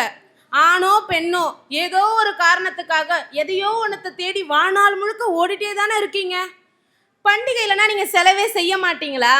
பண்டிகைலனா புது துணியே எடுக்க மாட்டீங்களா? ஒரு நல்ல சாப்பாடோ ஒரு நல்ல பொருளோ வாங்கி சாப்பிடவே மாட்டீங்களா? அப்படி பார்த்தா வருஷத்தில் 365 நாளில் ஒரு 30 நாள் நம்ம பண்டிகைக்காக செலவு பண்ணுவோமா? அதிகபட்சம் 30 நாள். அப்போ மீதி நாள் எல்லாம் நீங்கள் எவ்வளோப்பா சேர்த்து வச்சுருக்கீங்க? எத்தனை லட்சத்தை வீட்டில் வச்சுட்டு வந்திருக்காங்கன்னு தெரியலங்க. அப்போ சேர்த்து வச்ச மொத்தத்தையும் கொண்டு வந்து பண்டிகையில் செலவு பண்ணுறேன்றாங்க. உண்மையில் சொல்லப்போனால் நடுவர் அவர்களே, நம்மளுடைய வாழ்க்கையில் இவங்க சொல்லுவாங்க பண்டிகைங்கிறது சின்ன வயசில் இருக்கிற வரைக்கும் தாங்க எங்களுக்கு சந்தோஷம். வளர்ந்துட்டோம் அப்படின்னா ஒரு வயசுக்கு மேலே ஒரு 18-20 வயசுக்கு மேலே வளர்ந்துட்டோம்னா பண்டிகையை நினச்சா செலவு, காசு சம்பாதிக்கணும், தலை மேலே நமக்கு நிறைய கடமை இருக்குன்னு சொல்லுவாங்க. ஆனால் வாழ்க்கையில் ஓடிக்கிட்டே இருக்கியே, மிதிச்சு மிதிச்சு தேயிற சைக்கிள் மாதிரி என்னைக்கு பாரு நீ ஓடிட்டே இருக்கியே, ஒரு நாளாவது உனக்காக, குடும்பத்துக்காக, சொந்த பந்தத்துக்காக, நம்மளுக்காக காத்திருக்கிற உள்ளத்துக்காக ஒரு நாள் செலவு பண்ணுன்னு நினைக்கிற அந்த ஒரு நாளை கூட எனக்கு அன்னைக்கும் செலவு தான் வந்து நிற்கிறாங்கன்னா இவங்களெல்லாம் என்னங்க சொல்றது? நல்லா யோசிச்சு பாருங்களேன். ஒரு பண்டிகை வருதுன்னா அதில் வீட்டில் இருக்கிற பொம்பளைக்கு தான் அதிகமாக வேலை இருக்கும். இவங்க ஏதாவது பொருள் எடுத்துகிட்டு வந்து வாங்கிட்டு வந்து கொடுத்துட்டு போயிடுவாங்க. போயிட்டு இவங்க ஏதோ ராஜா மாதிரி உட்காந்துட்டு ஆணையிடுவாங்க, எனக்கு இது இதெல்லாம் வேணும்னு லிஸ்ட்டு கொடுப்பாங்க. பொருள் வாங்கிட்டு வர்றதுக்கு லிஸ்ட்டை நம்ம கொடுத்தா எனக்கு இதெல்லாம் செஞ்சு தரணும்னு லிஸ்ட்டை அவங்க கொடுப்பாங்க. அப்படி இருக்கும்போது மற்ற நாள்லேயும் வேலை செஞ்சுட்டு, பண்டிகை நாள்லேயும் வேலை செஞ்சுட்டு, எல்லா நாளும் குடும்பத்துக்காகவே உழைச்சிட்டு இருக்கிற பெண்களுக்கு அன்னைக்கு ஒரு நாள் சரி நம்மளால அன்னைக்கு ஒரு நாளாவது மற்ற பேர் கூட சேர்ந்து உட்காந்து பேசுறதுக்காவது நேரம் கிடைக்குமே. ஏன்னா இன்னைக்கு இருக்கிற நிலவரத்தில் ஒரு குடும்பத்தில் ஓயாமல் உழைச்சிட்டு இருக்கிறது ஆண் தான் சொல்லுவாங்க. ஆணோ பெண்ணோ 2 பேருமே உழைக்கிறாங்க. ஆனால் ஆண்களுக்காவது வெளியில் சென்று பேசுவதற்கும் சிறிது நேரம் சிரிப்பதற்கும் ஒரு உறவு கிடைக்கும். பெண்களுக்கு அது கூட கிடையாதுங்க. வீட்டுக்கு வந்தா வீட்டில் சும்மா தானே இருக்க, என்ன செஞ்சிடுற, ஒரு முகம் கொடுத்து 4 வார்த்தை பேசுறதுக்கு கிடையாது. ஏதோ அவங்க மட்டும்தான் வேலை செஞ்சுட்டு வரா மாதிரியும், வீட்டுக்கு வந்தால் அவங்களுக்கு மட்டும்தான் உடம்பெல்லாம் வலிக்கிற மாதிரியும் அப்படியே ஆணையிடுவாங்க. கட்டளை இட்டுட்டு போய் சிம்மாசனத்தில் உட்காந்துக்குவாங்க. நாம் அவங்களுக்கும் வேலை செய்யணும். அப்படி இருக்கிற ஒரு மனதுக்கு இன்னைக்கு ஒரு நாளாவது என் முகத்தை பார்த்து கொஞ்சம் எல்லாரும் ஒன்றா கூடி உட்காந்து சிரித்து பேசுவோமையா அப்படின்னு இருக்கிறதே இந்த பண்டிகை தான். பெண்கள் இவ்வளோ வேலை செஞ்சும் அவங்களும் சம்பாதிக்கலையா? எல்லாத்தையும் சம்பாதிக்கிறோம்ல. ஆனால் பெண்கள் செலவுன்னு சொல்ல வரலைங்க. இந்த ஆண்கள் தான் வந்திருக்காங்க பாருங்க. செலவுன்னு சொல்கிற அணியில் கூட 3 பேருமே ஆண்கள் தான். செலவுன்னு சொல்கிறீங்களே, அதைத்தான் நான் கேட்குறேன். வருஷம் முழுக்க சம்பாதிச்சு அந்த ஒரு நாள் சந்தோஷமாக மனதிற்கு செலவு பண்ணுறதை விட உங்களுக்கு வேற என்ன இருக்குது? அப்படி சேர்த்து வச்சு என்னதான் பண்ண போகிறீங்க? சரி, எத்தனை லட்சம் தான் சேர்த்து வச்சுருக்கீங்க? பண்டிகை நான் அதுதாங்க கேட்குறேன். முன்னாடியே கேட்டேன், பண்டிகையே வரலன்னா நீங்கள் புது துணியே எடுக்க மாட்டீங்களா? செலவே செய்ய மாட்டீங்களா? ஒரு கடைக்கே போக மாட்டீங்களா? அசைவம் சாப்பிட மாட்டீங்களா? நல்ல 4 வகையாக சாப்பிட்டுட்டு நிறைய பொருட்கள் வாங்கி செலவு பண்ணுறது, குடும்பத்துக்காக செலவு பண்ணுறது, இப்படின்னு எல்லாமே செலவு பண்ணுறோன்னு சொல்கிறீங்களே, மற்ற நாளில் நீங்கள் வேறு எதையுமே பண்ணுறது இல்லையா? அப்போ மீதி நாட்கள்லாம் என்ன எல்லா கடையும் இழுத்து மூடிட்டா இருக்குது? எல்லா இடமும் என்ன ஓடிட்டா இருக்குது? ஏன் அப்போ மட்டும் உங்களுக்கு செலவாகலையா?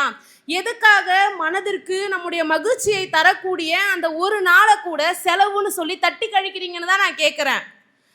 இங்கே இருக்கிற எல்லாருக்குமே உங்களுடைய வாழ்க்கையில் நீங்கள் எப்போ சந்தோஷமாக இருந்தீங்கன்னு கேட்டால் முதல்ல நம்ம நினைவுக்கு வர வேண்டியது சின்ன வயசு நினைவுகள் தான்.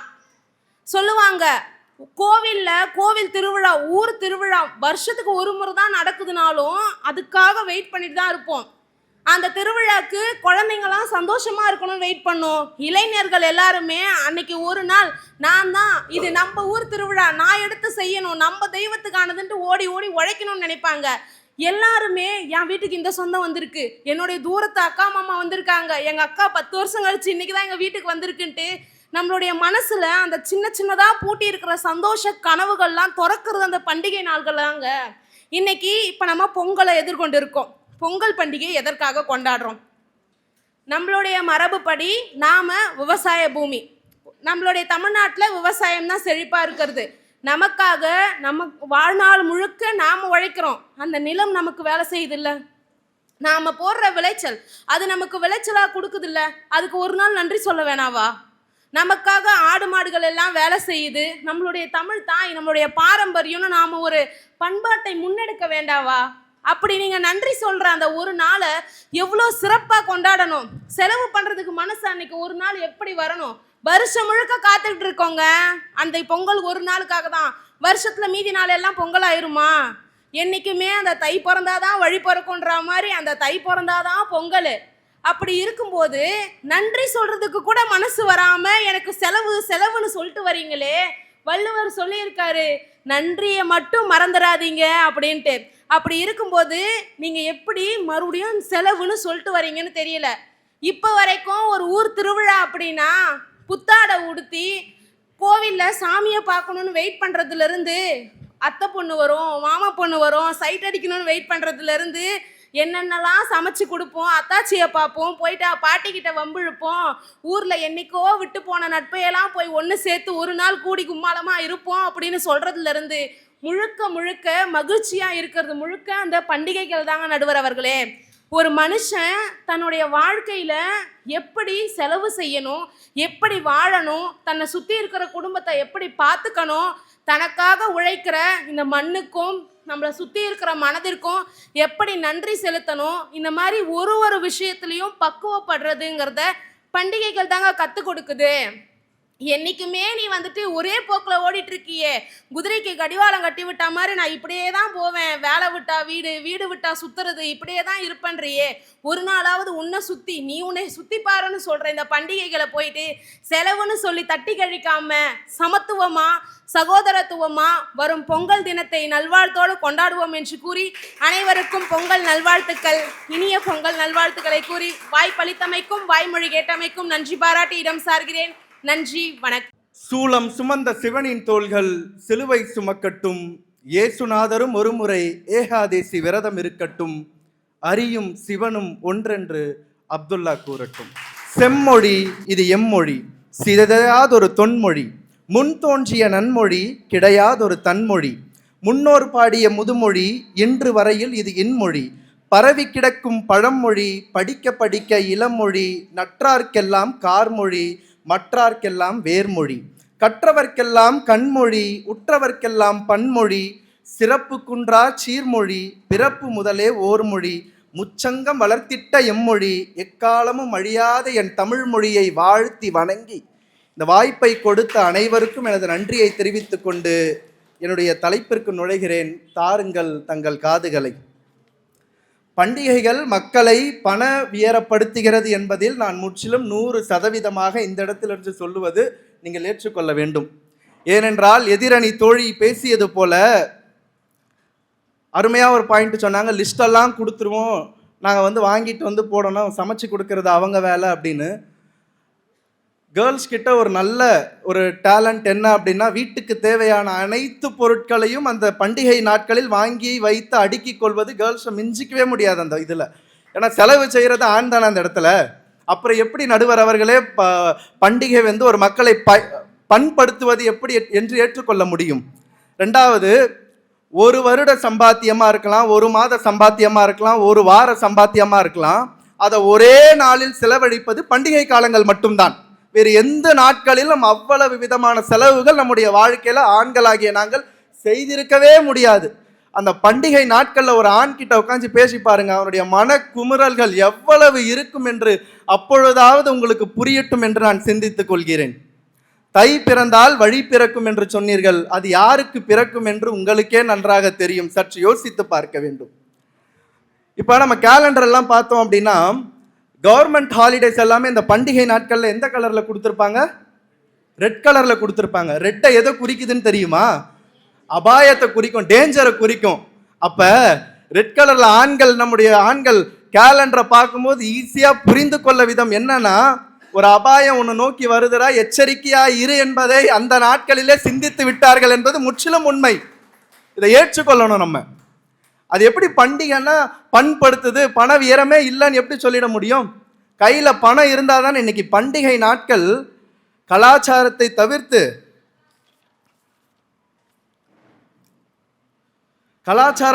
சீர்கேடாக மாறிக்கொண்டிருக்கிறது. அதே போல இயற்கையை மதிக்க பல்வேறு பண்டிகைகள் நம்முடைய தமிழ்நாட்டில் இருந்தன. ஆனால் இன்றைக்கு அந்த இயற்கையை கெடுக்க நினைப்பதற்கு வழிகள் பிறந்திருக்கிறது. அதே போல மன மகிழ்ச்சி பெறன் என்று சொன்னாங்க, அது மன மகிழ்ச்சியை பெறல, மன கஷ்டத்தை கொடுக்கறதுக்கு தான் நிறைய பண்டிகை இன்னைக்கு நம்ம வாழ்நாளில் கொண்டாடிக்கிட்டு இருக்கோம். சரிங்க, அதை கூட விட்டுறலாம். ஒரு சில பண்டிகைகளை பற்றி நான் சொல்கிறேன், அது உங்களுக்கே புரியும், நல்லாவே புரியும் உங்களுக்கு. அட்சய திருதை அப்படின்னு ஒரு பண்டிகை வருது. எதுக்குங்க அந்த பண்டிகை வருது? ஆதி காலத்தில் நல்லா தெரிஞ்சுக்கணும். ஏன்னா நம்ம முன்னோர்கள் ஒவ்வொரு பண்டிகையை வச்சாங்க அப்படின்னா அதற்கு பின்பாக ஒரு நல்ல நோக்கம் இருக்கிறது. நம்ம கிட்ட ஏதோ ஒரு தவறு இருக்குது, அதை திருத்திக் கொள்ளும் வகையில் அனைத்து விதமான பண்டிகைகளுக்கு பின்பதாக ஒரு நோக்கம் இருக்கிறது. அட்சய திருதை எதுக்கு போய் நம்ம நகை வாங்குறோம்? யாருக்காவது தெரியுமா? தெரியாது. ஏன்னா அட்சய திரீதம் அப்படின்னா என்னன்னா, மணிமேகலை என்ற காப்பியத்தில் மணிமேகலைக்கு அட்சய பாத்திரம் ஒன்று ஏழைகளுக்கு கொடுக்க கொடுக்க அந்த பாத்திரம் பெருகி கொண்டே போகும் என்று சொல்லப்பட்டது. ஆனால் இன்னைக்கு நம்ம எப்படி மாறிட்டோம்? மூட நம்பிக்கையில் முழுகி போயிருக்கோம். இதுதான் முற்றிலும் உண்மை. அட்சய திரீதைக்கு எப்படியாவது ஒரு நகை வாங்கிட்டா வீட்டில் நகை பெருகிட்டே போவோம் அப்படிங்கிறது ஒரு முட்டாள்தனமான மூட நம்பிக்கை என்று நாம் புரிந்து கொள்ள வேண்டும். இதில் அதிகமாக கஷ்டப்படுவது யார்? ஆண்கள். நாங்கள் தான். ஏன்னா ஓடி போய் சம்பாரித்து அந்த பணத்தெல்லாம் அந்த ஒரு நாளில் போய் கொட்டுறதுல வீட்டில் நகை சேராது. அப்படியும் சேர்ந்துச்சுன்னா யார் வருவா வீட்டுக்கு? திருடன் வந்து திருடிட்டு போயிடுவான். அப்படியும் நகையை சேர்த்து நம்ம வளரல. நம்மளால் யார் தான் வளர்ந்துட்டு போகிறாங்க? நகை கடைக்காரன் தான் வளர்ந்துட்டு போகிறான். நம்ம வளரவே இல்லை. அதை நன்றாக புரிந்து கொள்ள வேண்டும். அதே போல் தீபாவளின்னு ஒரு பண்டிகை. எனக்கும் தீபாவளி ரொம்ப நல்லா பிடிக்குங்க. நல்லா ஒரு பட்டாசு போட்டு இனிப்புகள் வழங்கி புத்தாடை எல்லாமே நல்லா இருக்கும். ஆனால் ஒரு கட்டத்துக்கு மேலே நம்ம உட்காந்து யோசிச்சோம் அப்படின்னா நரகாசுரனை கிருஷ்ணர் கொன்று இருக்கவே வேண்டாம் அப்படின்னு யோசிச்சுட்டு போயிடலாம். அதுவும் அந்த பண்டிகை ஆரம்பத்தில் வருமா? வரவே வராது. மாதம் கடைசியில் வந்து தான் நம்மளை படாத பாடு படுத்தி எடுக்கும். இன்னைக்கு பண்டிகைகள் மன மகிழ்ச்சியை தவிர்த்து விட்டது. பக்கத்து வீட்டுக்காரன் இப்படி கொண்டாடுறான், நம்ம அவனை விட மேலே கொண்டாடணும். கல்யாணம் ஆகலைன்னா சரி, கல்யாணம் ஆகிட்டா போதும், அப்பா எனக்கு இதை வாங்கி கொடுங்க, அம்மா எனக்கு இதை வாங்கி கொடுங்க. பிள்ளைகள் படுத்துக்கிற பாடு பெரும் பாடு. அதில் அவங்க என்ன பண்ணுவாங்க? கடனையாவது வாங்கி நம்முடைய பிள்ளைகளை கௌரவப்படுத்த வேண்டும் என்பதற்காகவே இன்னைக்கு பல பண்டிகைகள் நம்முடைய நாட்டில் கொண்டாடப்படுகிறது. இதையும் முற்றிலுமாக நாம் ஏற்றுக்கொள்ள வேண்டும் நடுவர் அவர்களே. அது மட்டுமா? விநாயகர் சதுர்த்தி, நவராத்திரி ஃபெஸ்டிவல், இந்த மாதிரி ஃபெஸ்டிவல் எல்லாமே நமக்கு செலவுகளை தான் கொண்டு வருது. பண்டிகை வந்தாலும் இந்த கல்யாணம் ஆகி புதுசாக வீட்டுக்கெல்லாம் போனாங்கன்னா சீர் அப்படிங்கிற ஒன்று ஆரம்பித்தாங்க. அது எங்கேருந்து நம்முடைய தமிழ் மரபில் இருந்தது அப்படின்னு எனக்கு தெரியல. தீபாவளி சீரு, பொங்கல் சீரு, ஆடி சீரு, அதில் ஒரே குடும்பத்தில் 2 மருமக வந்தாங்கன்னா அவ்வளோதான் காலி. ஏன்னா அப்படிப்பட்டதான ஒரு பணிச்சுமையும் ஒரு பணத்தை சம்பாதிக்கக்கூடிய பணத்தையே நோக்கி தான் இன்னைக்கு பண்டிகைகள் நகர்ந்து செல்லக்கூடிய நிலைமையில் தான் நாம் இருக்கின்றோம். ஒரு வருஷத்தில் எத்தனை மாதம்? 12 மாதங்கள்.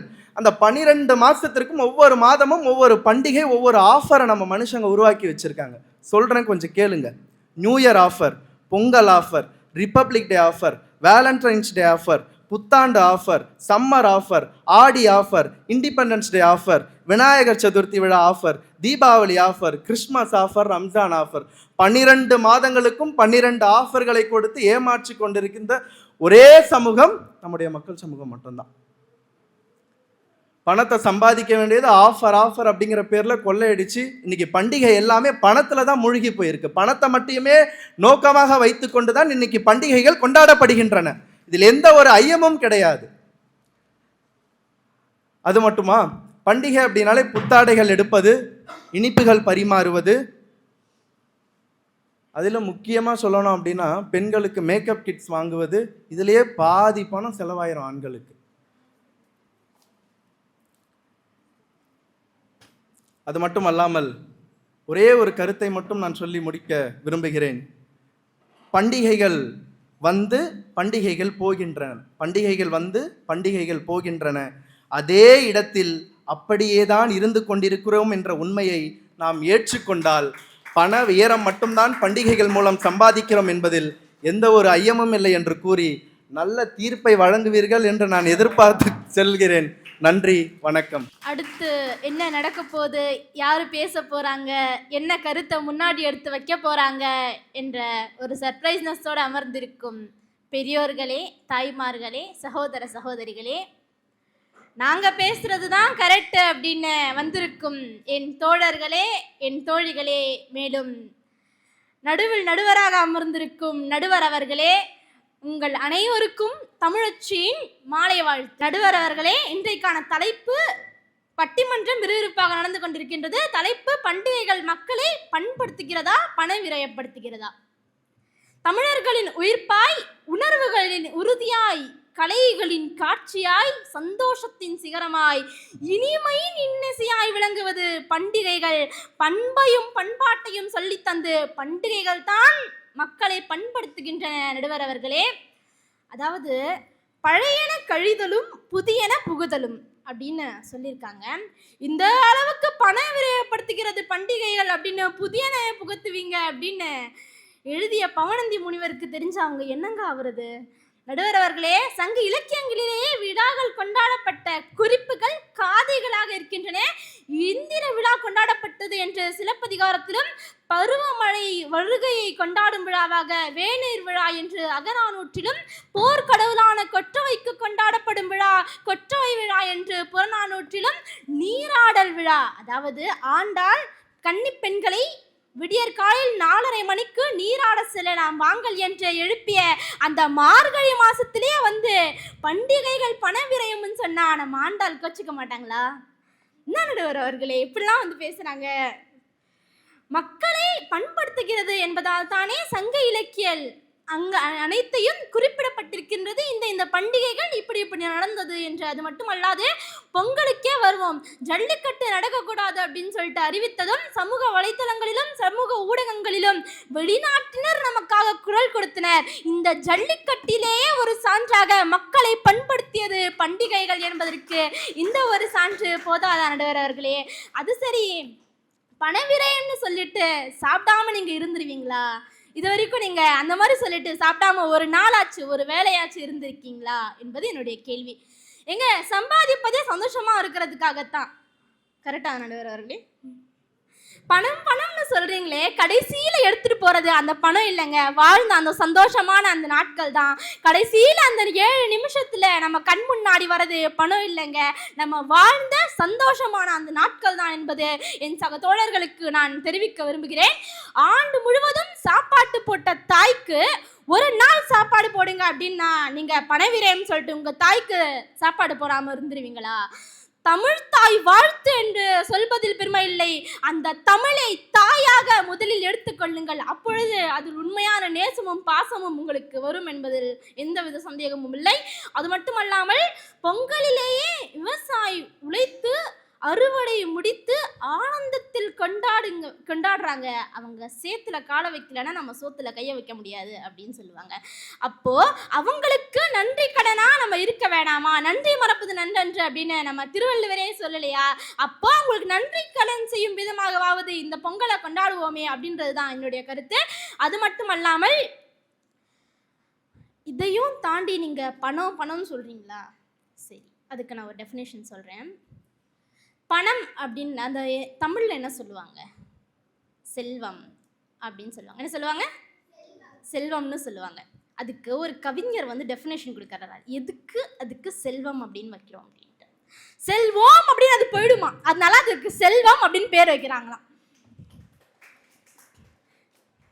நடுவர் அவர்களே, அலங்கானூர்ல அந்த வாடிவாசல்ல காலை தாண்டுதோ இல்லையோ, பிராட்வேல போய் பாருங்க, பஸ் கூட்டமா தாண்டும். இதுதான் நடுவர் அவர்களே பண்டிகைகள் மக்களை பண்படுத்துகின்றது என்பதற்கு ஒரு சிறந்த சான்றாக இருக்கின்றது என்பதை நான் நம்புகின்றேன். அது மட்டுமல்லாமல் கரும்பு சாப்பிட்டா இனிப்பு வாயில, பண்டிகைகள் நம்மளுடைய வாழ்க்கையில இருந்தா இனிப்பு வாழ்க்கையிலங்க. பணவிரயம் என்பது இன்றைய நவீன காலத்துல வந்தது. அந்த நவீனம் என்பது எங்க இருந்து தெரியுமா வந்தது? அமெரிக்கால இருந்து வந்தது. அந்த அமெரிக்காக்காரன் தனக்குன்னு ஒரு வீடு கட்டி வச்சுக்கிட்டு சொந்தமும் இல்லாம பந்தமும் இல்லாம இந்த பெரிய மஹால்ல நான் கட்டிட்டேன், நான் ராஜா மாதிரி வாழணும் அப்படின்னு சொல்லிட்டு அவன் கட்டி வச்சுக்கிட்டான் பாத்தீங்களா? அது அவருடைய பண்பாடு. நம் பண்பாடு எப்படி தெரியுமா? தமிழர்கள் அனைத்து தன்னுடைய சொந்த பந்தங்களுடைய ஒற்றை சென்று அவர்கள் வாழ்ந்தார்கள் என்பதுதான். அது மட்டுமல்லாது தமிழர்கள் பொருள் கொடுத்து புகழ் பெற்றான் என்ற குறிப்புகள் இருக்கின்றன. பொருள் கொடுக்கவே கஞ்சப்பட்டான் அப்படின்ற எந்த ஒரு குறிப்பும் இதுவரை இல்லை. ஆனால் புதிதாக நம்முடைய சகத்தோழர்கள் அதனை எழுதி கொண்டிருக்கின்றார்கள். விரைவில் முடித்து விடுவார்கள். நடுவர்களே, பாட்டு இல்லாம கூட வாழ்ந்துருவோம், ஆனா எப்பொழுதுமே பண்டிகை இல்லாம வாழ முடியாது நடுவர் அவர்களே. இதை போய் பண விரயம் சொன்னா மன நிம்மதிக்கு நாங்க எங்க நடுவர் அவர்களே போவோம்? அது மட்டும் அல்லாது எதுக்கு செலவு செய்றீங்க அப்படின்னு நீங்க கேக்குறீங்களே, ஆமா செலவு செய்வோம் தான். ஏன் அப்படின்னா அந்த நாள் ராத்திரி நீங்க நண்பர்களோட வெளியே போயிடுவீங்க. ராத்திரி தனியா இருக்கிறது யாரு? நாங்க தானே. போய் தனித்தனியா சில பேர் குடிச்சிட்டு வர வந்துருவாங்க. அதுக்கு யார் தனியா இருக்கிறது சமாளிக்கிறது யாரு? நாங்க தானே. அதுக்கு நாங்க உங்களுக்கு செலவு பண்றோம். இதுலயும் நாங்க உங்களை பண்படுத்தி தாங்க இருக்கிறோம். நடுவர்களே, ஒற்றுமையையும் இந்த பண்டிகைகள் பண்படுத்துகின்றன, ஒற்றுமைகளையும் வலுக்கப்படுகின்றன அப்படின்றது பண்டிகைகளில் இருக்கின்ற ஒரு சிறப்பம்சம். நான் பிரியாணி கொடுத்தா அவங்க நமக்கு பலகாரம் கொடுப்பாங்க, அப்படி மாத்திக்கிறது அதுதான் மக்களை பண்படுத்துகிறது. இது மட்டும் அல்லாது எங்கள் காலேஜில் கூட பாருங்களேன், நாளைக்கு எங்கள் காலேஜில் பொங்கல் செலிப்ரேஷன். எங்கள் காலேஜில் அவ்வளோ ஹிந்துஸ் இருப்பாங்க, அவ்வளோ கிறிஸ்டின்ஸ் இருப்பாங்க. ஆனால் இத்தனை பேர் இருந்தோம், எல்லாரும் அங்கே என்ன எதிர்பார்ப்பாங்க? நான் வருவேன், நான் சேலை கட்டிட்டு வருவேன், நான் ஃபோட்டோ எடுப்பேன், நான் பேசுவேன், நாளைக்கு கூட அங்கே பேச வேண்டியது இருக்குது, நான் பேசுவேன் அப்படின்னு அங்கே எல்லாரும் எதிர்பார்க்குறாங்க. அப்படின்னா அதுலேயே தெரிந்து விட்டதல்லவா பண்டிகைகள் மக்களை பண்படுத்துகின்றன என்று. இறுதியாக நடுவர் அவர்களே, பண்டிகைகளை கைவிட்டா ஃபார்வர்ட் வேணா போகலாம், ஆனால் ரூட் இல்லாமல் ரெக்கார்ட் போட முடியாது. நடுவர் அவர்களே, ரூட் இல்லாமல் ரெக்கார்ட் போட முடியாது. அது அறிவியலிலும் சரி, இந்த தலைப்பிற்கும் சரி, கன்ஸ்ட்ரக்ஷன்லையும் சரி. நடுவர் அவர்களே, பண விரயம்னு பார்த்தா சந்தோஷம் ஒரு நாள் 2, ஆனால் இந்த பண்டிகைகள் எங்கள் தலைமுறை பிராண்டு. நடுவர் அவர்களே, அது என்னைக்கும் விட்டு தர மாட்டோம். பண்டிகைகள் மக்களை பண்படுத்துகின்றன, பண்டிகைகள் மக்களை பண்படுத்திக் கொண்டு இருக்கின்றன, இனியும் பண்படுத்தும். உங்களின் பார்வை பண விரயப்படுத்துகின்றது என்றால் எடுத்துக்கொள்ளுங்கள். இருந்தாலும் பண்டிகைகள் மக்களை பண்படுத்துகின்றன என்று என்னுடைய கருத்தை முன்வைத்து நடுவர் அவர்களுக்கு நல்ல தீர்ப்பை வழங்குமாறு வேண்டி வாய்ப்புக்கு நன்றி பாராட்டி விடைபெறுகிறேன். நன்றி, வணக்கம்.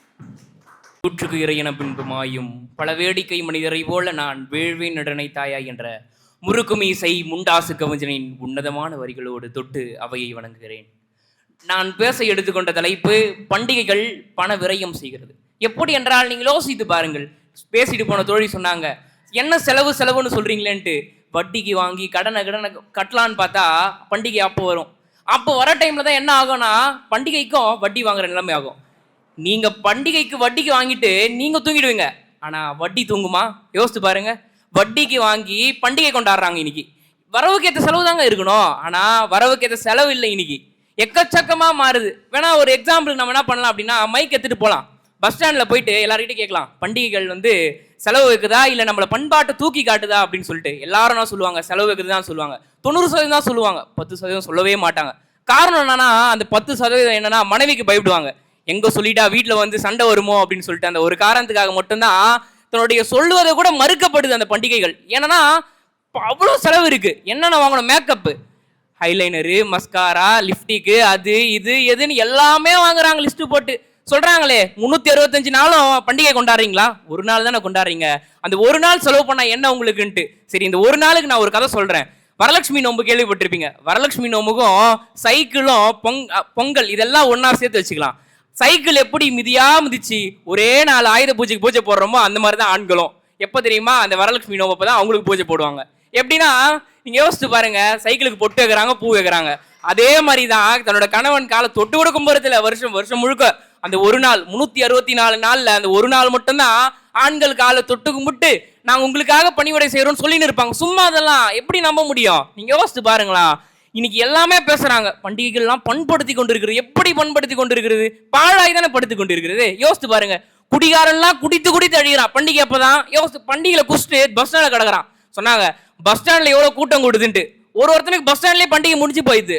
டிக்கெட் எடுத்துட்டு நின்று இருக்கிறான். எந்த பஸ் ஏறி போலாம், இந்த பஸ்ல இவ்வளவு ஜனம் இருக்கு, அவ்வளவு ஜனம் இருக்கு, எப்படி அப்ப பண்டிகை கொண்டாட முடியும்? பண்டிகைகள் ஒவ்வொரு முறையும் பண்படுத்தி கொண்டா இருக்கிறது. யோசித்து பாருங்கள் எப்படி இருக்கிறது. இன்னைக்கு எல்லாமே நம்மளை பாழாப்படுத்தின்னு இருக்குது. நீங்க எல்லாமே சொல்லலாம், செலவே இல்லாமன்ட்டு. வரவுக்கேற்ற செலவு தானே இருக்கணும். நாங்க பண்டிகைகளை வேண்டாம் சொல்ல, செலவுகளை குறைச்சிக்கொண்டு தான் நாங்க சொல்லிட்டு இருக்கோம். மகிழ்ச்சி எதுல இருக்கு மகிழ்ச்சி?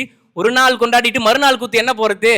ஒரு நாள் நீங்க கொண்டாடிடலாம், அப்படி இப்படி ஆஹா ஓஹான்னு இல்லாம். மறுநாள் என்ன பண்ணுவீங்க? நீங்க யோசித்து பாருங்க. இன்னைக்கு பண்டிகைகள் பண்படுத்தி கொண்டு இல்ல, பாழாய்தான் படுத்தி கொண்டு.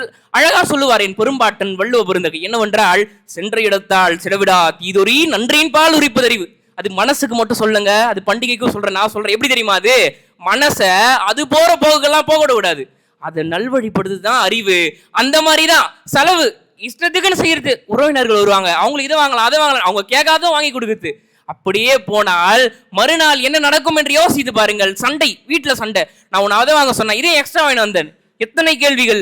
ஆண்களிடத்தில் அத்துணை கேள்விகளையும் பெண்கள் அடக்கி விடுகிறார்கள். அதற்கு பதில் சொல்வதற்கே பாதி நாட்கள் போய் விடுகிறது ஆண்களுக்கு. இப்படி இருக்கிற நிலைமையில எப்படி பண்டிகைகள் நம்மளை பண்படுத்துகிறது என்று பேச முடியும் என்று நான் கேட்கிறேன். யோசித்து பாருங்க, எப்படி ஒவ்வொரு நாளும் நம்ம செலவு வச்சுன்னு தான் வாழ்க்கையை முன்னெடுத்து கொண்டு போயிருக்கோம். செலவு இல்லாம மனுஷன் என்னைக்கு மாறுவானோ அன்னைக்கு தான் நாங்கள் பண்டிகை கொண்டாட முடியும். உதாரணத்துக்கு எடுத்துங்களா, எங்க காலேஜ்ல முந்தினேத்து பொங்கல் செலிப்ரேஷன் வச்சாங்க. வேஷ்டி எடுக்கணும்னு போனேன். சாதாரண வேஷ்டியோட ரேட் எவ்வளோன்னா 800 ரூபாய் சொல்லுவாங்க, செட்டு வேஷ்டி செட்டு ட்ரெஸ். ஆனா இப்ப போனா 1800 ரூபான்னு சொல்றான். இது எந்த காலத்துல நியாயமா இருக்கு? நீங்களே யோசிச்சு பாருங்க. இப்படியே போனா பண்டிகைகள் ஒவ்வொருவரையும் பாழாயுதனப்படுத்தி கொண்டிருக்குது. துணி கூட எடுக்க முடியல. பொம்பளைங்களுக்கு மட்டும்தான் ட்ரெஸ் கடை, ஆண்களுக்கு ட்ரெஸ் கடையே இல்லை. அவங்க என்ன ட்ரெஸ் போறாங்க? அப்படி பெண்களுக்கு எத்தனை ட்ரெஸ் நீங்க யோசிச்சு பாருங்க. ஆண்களோட நிலைமை எப்படி இருக்குன்னு. ஆண்களோட நிலைமை எங்க இருக்குன்னா மது கடையிலையும் அதுக்கப்புறம் எங்க நகை கடையிலையும் ஒயின் ஷாப்ல இது இந்த மாதிரி தான் முடிங்குது. ஆனா பெண்களுக்கு மேக்கப் கடை இருக்கு, அந்த கடை இருக்கு, இந்த கடை இருக்கு. பெண்களுக்கு பல கடைகள் இருக்குது. ஆனா ஆண்கள் ஒவ்வொரு நாளும் தன்னுடைய பணத்தை எப்படியெல்லாம் மிச்சம் செய்ய வேண்டும் என்று தன்னுடைய குடும்பத்திற்காக உழைத்துக் கொண்டிருக்கும் ஆண்களுக்கு அந்த பண்டிகைகள் பண்படுத்தவில்லை, அவர்களை புண்படுத்தி கொண்டுதான் இருக்கிறது என்பதுதான் என்னுடைய கருத்தாக இருக்கிறது. ஒரு நாளுக்காக எப்படி இத்தனை நாட்களும் விட்டுவிட்டு அந்த ஒரு நாள் சந்தோஷத்திற்காக தன்னுடைய அவ்வளவு நாள் சேர்த்து வைத்த காசெல்லாம் பெருங்காயம் போல கரைந்து விடுகிறது. ஆட்சியிலே பெருங்காயம் கரைத்து விட்டதை போல கரைந்து விடுகிறது அந்த காசுகள் எல்லாம். இப்படியே சென்றால் நாம் என்ன ஆகுவது? யோசித்து பாருங்கள். இதனால் தான் நான் சொல்லிக் கொண்டிருக்கிறேன், எங்கள் அணியில் இருப்பவர் அத்துணை பேரும் சொல்வது பண்டிகைகள் தேவையில்லை என்பது கிடையாது. பண்டிகைகள் செலவு செய்யாமல் தன்னுடைய பண்பாட்டை கொண்டாட வேண்டும் என்பதுதான் பண்டிகையே, சரி செலவு செய்ய வேண்டும் என்பது கிடையாது பண்டிகை என்பதுதான் என்னுடைய கருத்து. இறுதியாக இப்படி சொல்லிக்கொண்டு முடிவுரை செய்கிறேன் நடுவர் அவர்களே. ஞானத்தில் பிறப்பது அறிவருவி, கல்லில் எழுவது கலையருவி, சொல்லில் வருவதோ சுவையருவி, கம்மன் பொழிந்த தமிழருவி, தமிழ் அன்னையையும் தமிழின் தொன்மையையும் என் பேச்சில் இருக்கும் உண்மையையும் துணையாக கொண்டு வெற்றியோ தோல்வியோ எதுவரையினும் அனைவரும் கடமையை செய்வோம். பேச வாய்ப்பளித்து பேசவிட்டு அமைதி காத்து ஒத்துழைத்த அத்துணை பேரையும் சிரம் தாழ்ந்து வணங்குவதே நல்ல வழக்கம். அதுவே எனது வழக்கம். இனியும் நான் பேசினால் ஏற்படும் நிச்சயம் உங்கள் முகத்தில் சுணக்கம். இத்துடன் பேசி முடிக்கிறேன். நன்றி, வணக்கம். உலகில் பல மொழிகள் பிறந்தும் மறைந்தும் விட்டன. ஆனால் என்னாலும் அழியாமல் செம்மையோடு வாழ்ந்து கொண்டிருக்கும் செம்மொழியாம் தாய்மொழி என் அன்னை தமிழுக்கு என் முதல் வணக்கம். மதிப்பிற்குரிய நடுவர் அவர்களுக்கும் அன்பார்ந்த சக பேச்சாளர்களுக்கும் இங்கு கூடியுள்ள அனைத்து தமிழ் உள்ளங்களுக்கும் என் மறு வணக்கம். ஐயா, மனிதன் ஆக்குறது சட்டங்கள் கிடையாது. மனிதன் ஆக்குறது பண்பாடு. அந்த பண்பாட்டோடைய அடிப்படை, அந்த பண்பாடுகளுடைய இதயம் என்னன்னு கேட்டால் அது பண்டிகைகள் தான். பண்டிகைகள் மக்களை பண்படுத்துகிறதா அப்படின்ற கேள்விக்கு நான் உறுதியாக சொல்வேன், பண்டிகைகள் மக்களை பண்படுத்துகிறதுன்னு. ஏன்னா நண்பர்களே, நம்முடைய இந்திய நாட்டில் சுமார் 130 கோடிக்கும் மேலே மக்கள் இருக்காங்க. 1000க்கும் மேற்பட்ட மொழிகள் இருக்கு, பல இனங்கள் இருக்கு, பல சாதிகள் இருக்கு. ஆனால் அனைத்து தரப்பட்ட மக்களையும் ஒரு நாளில் மகிழ்ச்சியாக ஒன்று கூட முடியும், ஒற்றுமையாக சேர்க்க முடியும் அப்படின்ற சக்தி யாருக்கு எதுக்கு இருக்குது அப்படின்னா பண்டிகைகளுக்கு தாங்க இருக்குது. அப்போ அந்த பண்டிகை ஒரு இந்திய நாட்டில் இருக்க அனைவரையுமே ஒற்றுமையாக இணைக்கக்கூடிய சக்தி அந்த பண்டிகைகளுக்கு இருக்கும்போது நம்ம பணம் செலவு செய்யறதுல என்ன தவறு இருக்குன்னு நான் எதிரணிக்கு நான் கேட்குறேன். நண்பர்களே, வேர்ல்டு வேல்யூ சர்வே இந்தியா என்ன சொல்கிறாங்க அப்படின்னா, பண்டிகைகள் எங்கெல்லாம் அதிகமாக கொண்டாடப்படுகிறதோ அங்கே தான் ஒரு சமூகத்தின் மீதான நம்பிக்கை 22% அதிகரிக்குது அப்படின்னு சொல்கிறாங்க. அது மட்டும் இல்லை, பண்டிகைகள் நாட்களில் மட்டும்தான் குடும்ப பிணைப்பு அப்படின்றது 35% வலிமையாகுது அப்படின்னு சொல்கிறாங்க. ஏன்னா இப்போது நம்ம பழைய காலகட்டம் மாதிரி இல்லாமல் தனித்தனி குடும்பமாக நம்ம எல்லாருமே வாழ்ந்துக்கிட்டு இருக்கோம். பண்டிகைகள் காலகட்டத்தில் மட்டும்தான் நம்ம நம்ம தாத்தா பாட்டி அத்தை மாமா அண்ணா அக்கான்னு சொல்லிட்டு நம்ம எல்லாரும் ஒன்று கூடி நம்ம ஒற்றுமையாக மகிழ்ச்சியாக இருக்கோங்க.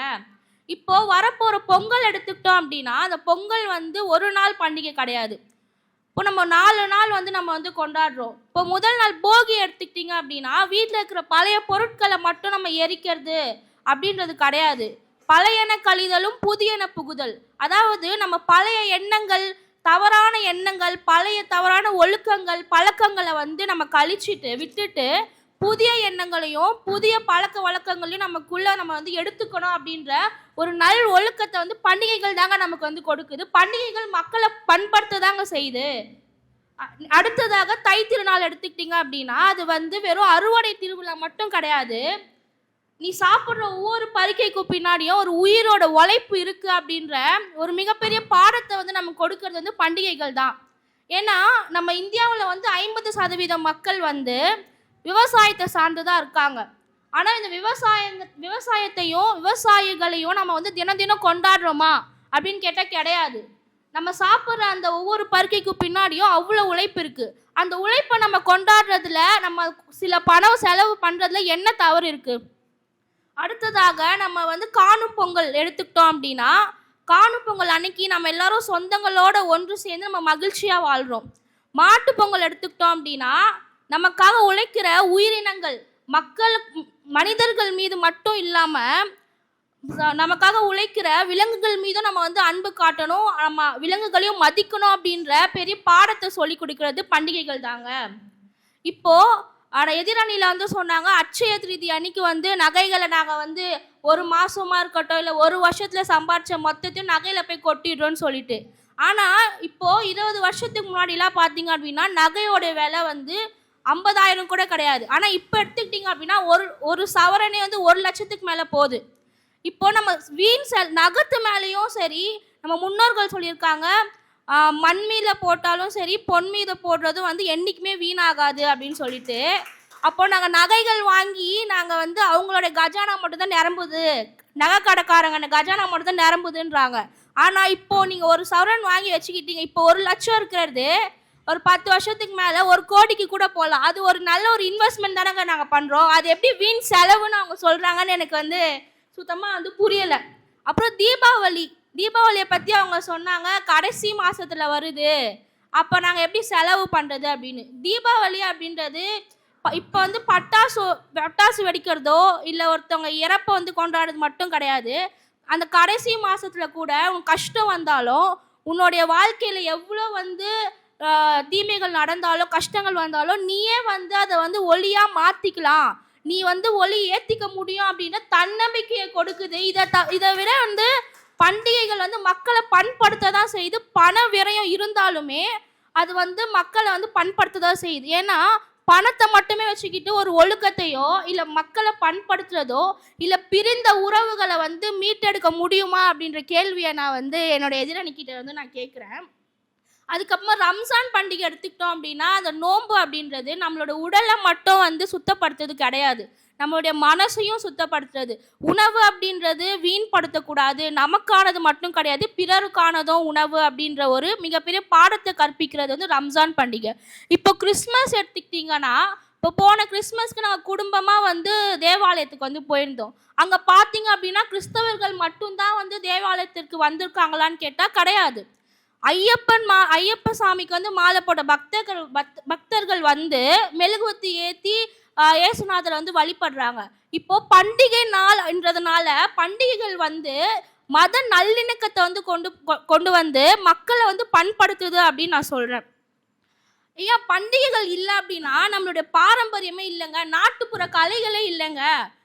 பண்டிகைகள் வந்து பண்டிகைகள் இல்லை அப்படின்னா சிறு வியாபாரிகளுடைய வாழ்வாதாரம் என்ன ஆகுறது? நீங்கள் உங்கள் வாழ்வாதாரத்தை மட்டும் பாட்டுட்டு இருக்கீங்களே செலவுன்னு. பண்டிகைகள்னால நிறைய செலவு மட்டும் இல்லைங்க, பல வியாபாரிகளுக்கு வரவோ இருக்குது அப்படின்றத நான் வந்து தெரிவிக்கிறேன். பண்டிகைகள் வந்து நிறைய செலவு அப்படின்னு சொல்லும்போது, பண்டிகைகள் வந்து நமக்கு வந்து நிறைய செலவு மட்டும் கிடையாது, நமக்கு ஒழுக்கத்தையும் மத நல்லிணக்கத்தையும் ஒற்றுமையை வந்து கொண்டு வருது. எனவே வந்து பண்டிகைகள் வந்து பணத்தை வந்து செலவழிக்க அல்ல, பண்பாட்டை சேமிப்பதற்கு. மாண்புமிகு நடுவர் அவர்களே, மனிதனை மனிதன் ஆக்குவது பண்டிகைகள் தான். பண்டிகைகள் வந்து சமூகத்தை ஒழுங்குபடுத்துகிறது, தலைமுறைகளை இணைக்கிறது. எனவே பண்டிகைகள் மக்களை பண்படுத்துகிறது. அந்த பண்டிகைகளை நாம் மறுத்தால் நம்முடைய பண்பாட்டையே மறுப்பதற்கு சமம் என்று கூறி, பண்டிகைகள் மக்களை பண்படுத்துகிறது என்ற ரிசல்ட்டை வந்து நடுவர் அவர்கள் கொடுப்பாங்க என்ற தன்னம்பிக்கையோடு நான் விடைபெறுகிறேன். நன்றி, வணக்கம். அமிழ்தாய் இனிக்கும் தமிழ்மொழி, ஆதியில் தோன்றிய மூத்த மொழி, இனிமேம் கூட்டும் இன்ப மொழி, ஈடில்லா தொன்மை மொழி, உவகையூட்டும் கவிதை மொழி, ஊனை உருக்கும் அமுத மொழி, எம் பாரதி கர்ஜித்த மொழி, ஏற்ற மிகுந்த பிள்ளை மொழி, ஐயன் வள்ளுவன் வாய்மொழி, ஒன்றே குலம் என ஒலிக்கும் மொழி, ஓங்கி ஒலிக்கும் சமத்துவ மொழி, அவ்வை பாடிய இலக்கிய மொழி, அக்தே எனது தாய்மொழியாம் தமிழ் மொழியை வணங்கி தாரகை வைத்த மணிமகனமாய் விளங்கும் நடுவர் அவர்களுக்கும், மலை போல் உயர்ந்திருக்கும் கலங்கரை விளக்க நிர்வாகிகளுக்கும், தாமரை போல் விட்டிருக்கும் பார்வையாளர் அனைவருக்கும் என்னுடைய வணக்கத்தை கூறி, பண்டிகைகள் மக்களை பண்படுத்துகிறதா பண விரயப்படுத்துகிறதா? பண்டிகைன்னு வந்தாலே எல்லாருக்கும் என்ன தோணும்? இவங்க சொன்னா என்ன தோணும்? காசு கரையும்னு தோணும், காசு ஏறும், காசு வேணும்னு தோணும். ஆனால் இங்கே எல்லாருடைய பேங்க்லேயும் பார்த்தீங்கன்னா டெபிட்டர்னு சொல்லிட்டு பணம் வந்து மெசேஜ் தான் வந்துட்டு இருக்கும், யுவர் அக்கௌண்ட் பேலன்ஸ் லோ அப்படின்னு வரும். ஸோ இப்படிப்பட்ட பண்டிகைகள் தான் இன்றைக்கி இருக்குது. நம்ம ஏன் வந்து பணம் செலவழிக்கப்படுதுன்னு சொன்னால், அவங்க சொன்னாங்க அந்த ஒரு நாள் தானே, ஏன் அந்த பண்டிகையை ஒரு நாள் மட்டும் கொண்டாடணும், ஏன் குடும்ப உறவுகளை ஒரு நாள் மட்டும் கொண்டாடணும், ஏன் சிறு வியாபாரிகளை ஒரு நாள் மட்டும் அவங்கள ஊக்குவிக்கணும், தினந்தோறும் அவங்கள மதிக்கணும், விவசாயிகளை தினந்தோறும் நம்ம வணங்கணும். அதை விடுத்துட்டு நாங்கள் அந்த ஒரு நாள் கொண்டாடுறோம் விவசாயிகளை, அந்த ஒரு நாள் உயிரினங்களுக்கு நாங்கள் வந்து மதிப்பு கொடுக்குறோம், அந்த ஒரு நாள் எதற்குன்னு தான் நான் கேட்குறேன். தினந்தோறும் செய்யுங்க தான் என்னோட கேள்வி. அதே போல் இந்த பண்டிகை நாள்னாவே வந்து என்னென்னா, யாருக்கு ஆஃபரோ இல்லையா அந்த கடைக்காரங்களுக்கு ஆஃபர் என்னென்னா 20% ஆஃபர், 50% ஆஃபர், 2 டேஸில் உங்களுக்கு முடிய போகுது அப்படின்னு சொல்லிட்டு அவங்க ஒரு ஒன்று என்ன பண்ணுவாங்கன்னா, வீட்டில் இருக்கவங்கலாம் அந்த கடையில் சீக்கிரம் முடிய போகுதுமா, இன்னைக்கு முடிய போகுது அப்படின்னு சொல்லி அன்னைக்கு பிடிச்ச டார்ச்சர் பண்ணி என்ன பண்ணால் கூப்பிட்டு போவாங்க. ஏன் அதை ஒரு மாதத்துக்கு முன்னாடியே வாங்கலாம், எப்படினாலும் வாங்கலாம் இல்லையா? இப்போ பண்டிகை அன்னைக்கு நம்ம எத்தனை நாளைக்கு முன்னாடியே வாங்கியிருக்கலாம், இப்போ அந்த பொங்கல் அன்னைக்கு தான் வாங்கணுங்கிறது ஏன்? அதுதான் கேள்வி. அதுதானே செலவழிக்குன்னு சொல்லுறோம் ஒழிய மற்ற நாட்கள் முன்னாடியே வாங்கிட்டு பண்ணுறதா ஒரு பிரச்சனையும் கிடையாது. அதே போல் இப்போ தீபாவளின்னு எடுத்துக்கிட்டோன்னா, இந்த பட்டாசு என்ன பண்ணுறான் ஒரு பையன், அப்பா எனக்கு வந்து வாழா பட்டாசு வாங்க ஒரு 10,000 கொடுப்பா. அவங்க அப்பா நினைக்கிறாரு, ஏன்ப்பா என்னுடைய ஒரு மாதம் சம்பளம் 10,000 தான்ப்பா அப்படின்னு நினைக்கிறாரு. அப்போது இந்த மாதிரியான சூழ்நிலை தான் இருக்குது. அந்த பண்டிகைங்கிறது மனிதரை வந்து எளிமையாக இருக்கணும், அதுதான் எளிமையாக இருந்தால் பண்டிகை எல்லாருக்கும் சந்தோஷம்தான். அது ஆடம்பர வாழ்க்கையை நோக்கி இல்லை ஆடம்பரமாக இருக்கும்போது தான் எல்லா குடும்பத்திலையும் ஒரு துன்பத்தை ஏற்படுத்துது. ஸோ அது மட்டும் இல்லாமல் குடும்ப உறவுகள் வீட்டுக்கு வராங்க, அவங்கள நாங்கள் சரியாக பார்த்துக்குறோம் அப்படிங்கிறாங்க. இப்போ வந்து குடும்ப உறவுகளே பார்த்தீங்கன்னா அந்த பண்டிகை நாட்களில் சின்ன மாமா பெரிய மாமா அப்படின்னு பார்க்கும்போது, சின்ன மாமா வந்து ஏதாவது ஒரு விஷயம் அதாவது நிறைய விஷயங்கள் செய்யணும், என்னன்னா சீர் செய்யணும் அப்படின்னு சொல்லிட்டு செய்வோம். அவர் செய்யலைன்னா அந்த பண்டிகை நாளில் அவங்களுக்கு என்ன மரியாதை கொடுக்க போகிறீங்க? அப்போ அந்த பண்டிகைகளில் என்னென்ன மாதிரியான அதாவது இடையூறுகள் ஏற்படுது குடும்ப உறவுகளுக்குள்ளேயே. அதே போல் இந்த பிராட்வே கூட்டம், அதாவது பிராட்வேல வந்து இந்த பண்டிகை நாளவே அவ்வளோ கூட்டங்கிறாங்க. ஏங்க அந்த பஸ் ஸ்டாண்ட் எப்படி இந்த ரோடு இந்த பஸ் ஸ்டாண்டில் ஏங்க இப்படி பண்ணுறீங்க? ஒவ்வொரு நாளும் இந்த குடும்பத்தோட ஸ்பெண்ட் பண்ணுங்கன்னு தான் நம்ம கேட்குறோம் அந்த பண்டிகை நாட்களில்.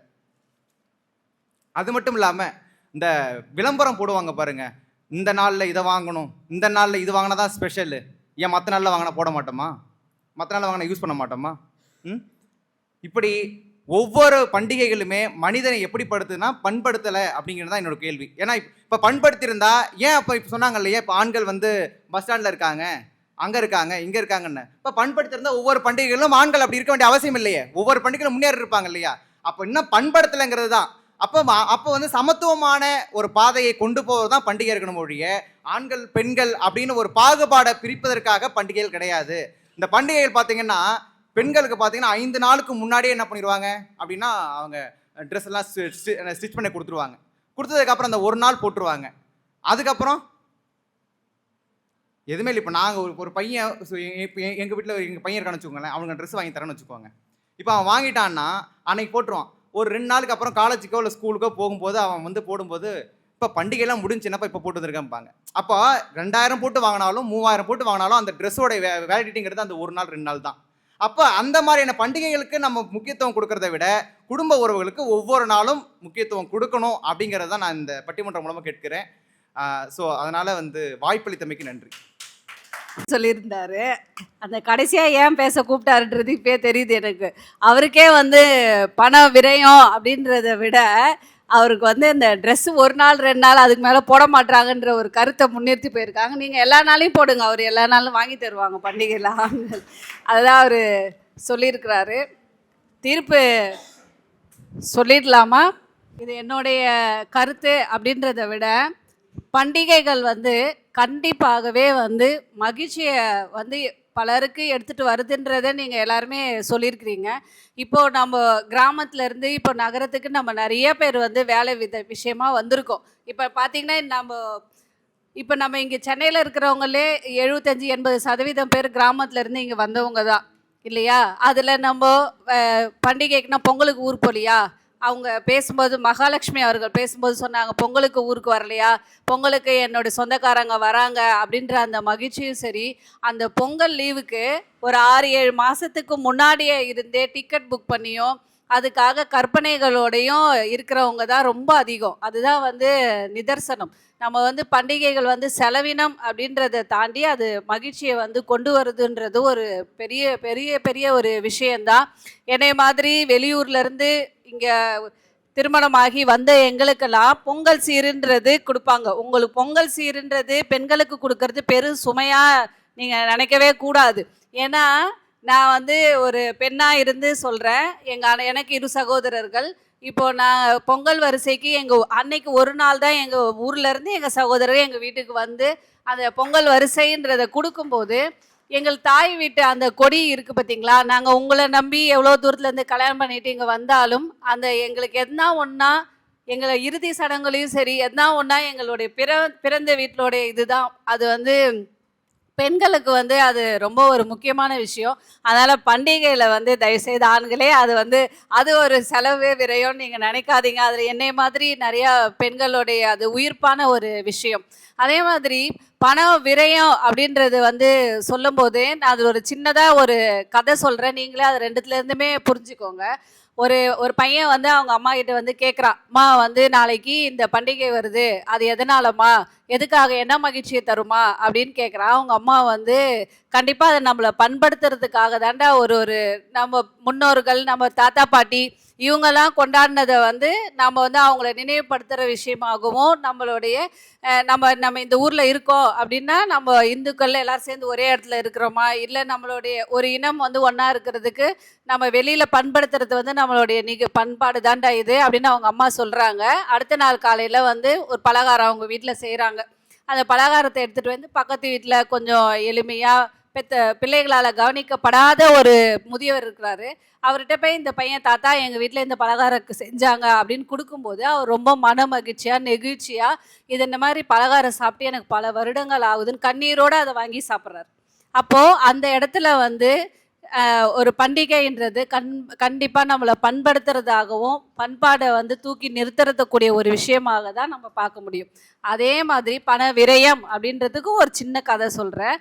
அதில் வந்து தீபாவளி ஆஃபர், நீங்கள் தான் சொன்னீங்க அதில் தீபாவளி ஆஃபர் இந்த மாதிரி நிறைய ஆஃபர் போடுறாங்க அப்படின்னோடனே அந்த கணவன்கிட்ட வந்து மனைவி கேட்குறாங்க, ஏங்க இந்த பண்டிகை வருது, நமக்கு அது என்னங்க செய்யலாம், என்ன பட்ஜெட் போட்டு செய்யலாம் அப்படின்னோடனே, இல்லை இதுக்காக ஆஃபர் இஎம்ஐ கொடுத்துருக்காங்க எனக்கு நிறையா, அதில் நம்ம வீட்டுக்கு தேவையான பொருள்லாம் நான் இஎம்ஐயில் வாங்க போகிறேன் இந்த ஆஃபரில் அப்படின்னு சொல்லிட்டு அவர் டிவி செல்ஃபோனு இது மாதிரி ரெண்டுத்தையும் வாங்கிட்டு வர்றாரு ஆஃபரில். உடனே அவங்க பையன் ஓடி வந்து கேட்குறான், அப்பா பட்டாசு வாங்கணும்ப்பா. இல்லைடா இஎம்ஐ இல்லை, அவங்க கொடுத்த காசில் வந்து நான் இது ரெண்டும் வாங்கிட்டு ரெண்டு பேர் முக்கியம் இல்லையா, இந்த ஆஃபரை விட்டால் தீபாவளி ஆஃபர் கிடைக்காது அப்படின்னு சொல்லிட்டு அவர் அந்த பிள்ளைக்கு அவங்களால அதை வாங்கி தர முடியல. அந்த தீபாவளியும் வருது, எல்லார் வீட்லேயும் பக்கத்து வீட்டிலலாம் கொண்டாடுறாங்க, எல்லாம் சந்தோஷமாக சிரிக்கும்போது இவங்க கரண்ட் போயிடுது, வீட்டில் டிவி இல்லை, அந்த ஃபோனை யூஸ் பண்ணவும் முடியல.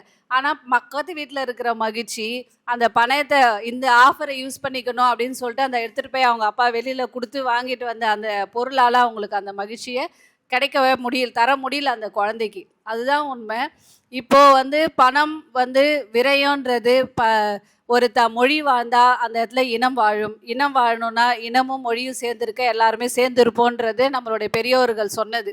இப்போ நம்ம இந்தியாவிலேருந்து வெளிநாட்டுக்கு போய் வியாபாரம் பண்ணுறவங்களாகட்டும், அங்கேருந்து இப்போ அமெரிக்கானே எடுத்துக்கோங்களேன், என்னுடைய தோழி அங்கே அடிக்கடி சொல்கிற ஒரு விஷயம், எல்லாரும் ஆளுக்கு ஒரு இடத்துல வேலை செஞ்சாலும் அங்கேயும் ஒரு தமிழ் சங்கம் இருக்குது, அங்கேயும் ஒரு தமிழ் இது இருக்குது. அப்போ அங்கே வந்து பண்டிகைகள் எல்லாருமே ஒருங்கிணைச்சி ஒரு இனத்தை ஒருங்கிணைக்கிற ஒரு விஷயமா தான் நான் பார்க்குறேன்.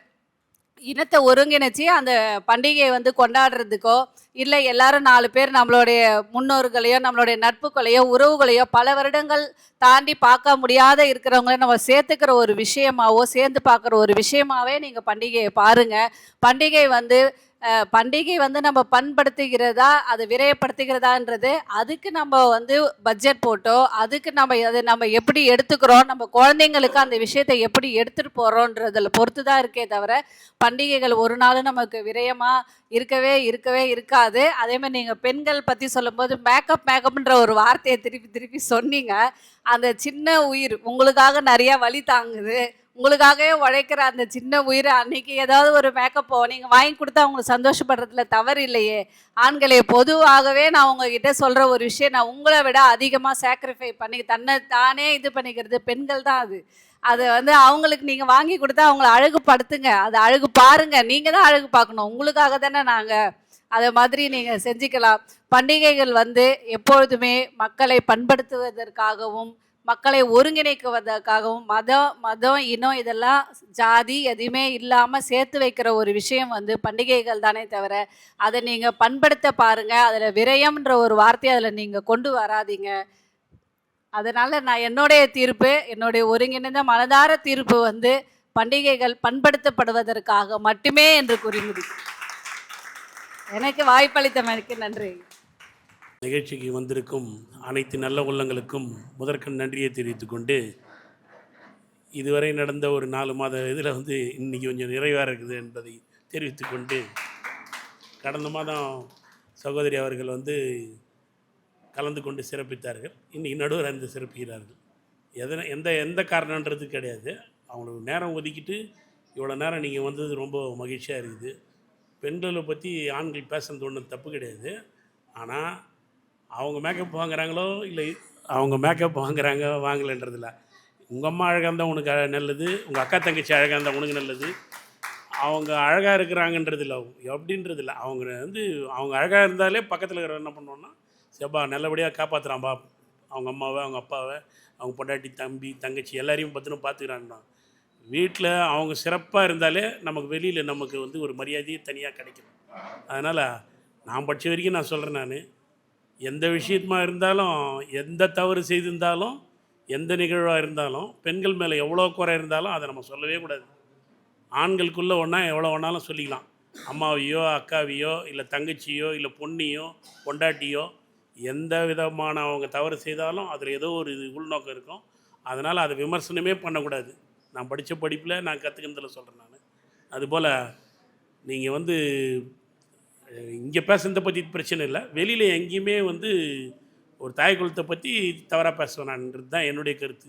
அப்போ நீ பேசலையாப்பான்னா, நான் பேசிவிட்டு அனுபவிச்சுட்டு தான் நான் உங்களுக்கு சொல்கிறேன். நான் வேறு ஒன்றும் கிடையாது. அதாவது அனுபவிச்சது என்னன்னு கேட்டிங்கன்னா, நீங்கள் செய்தியான்னு கேட்காதீங்க.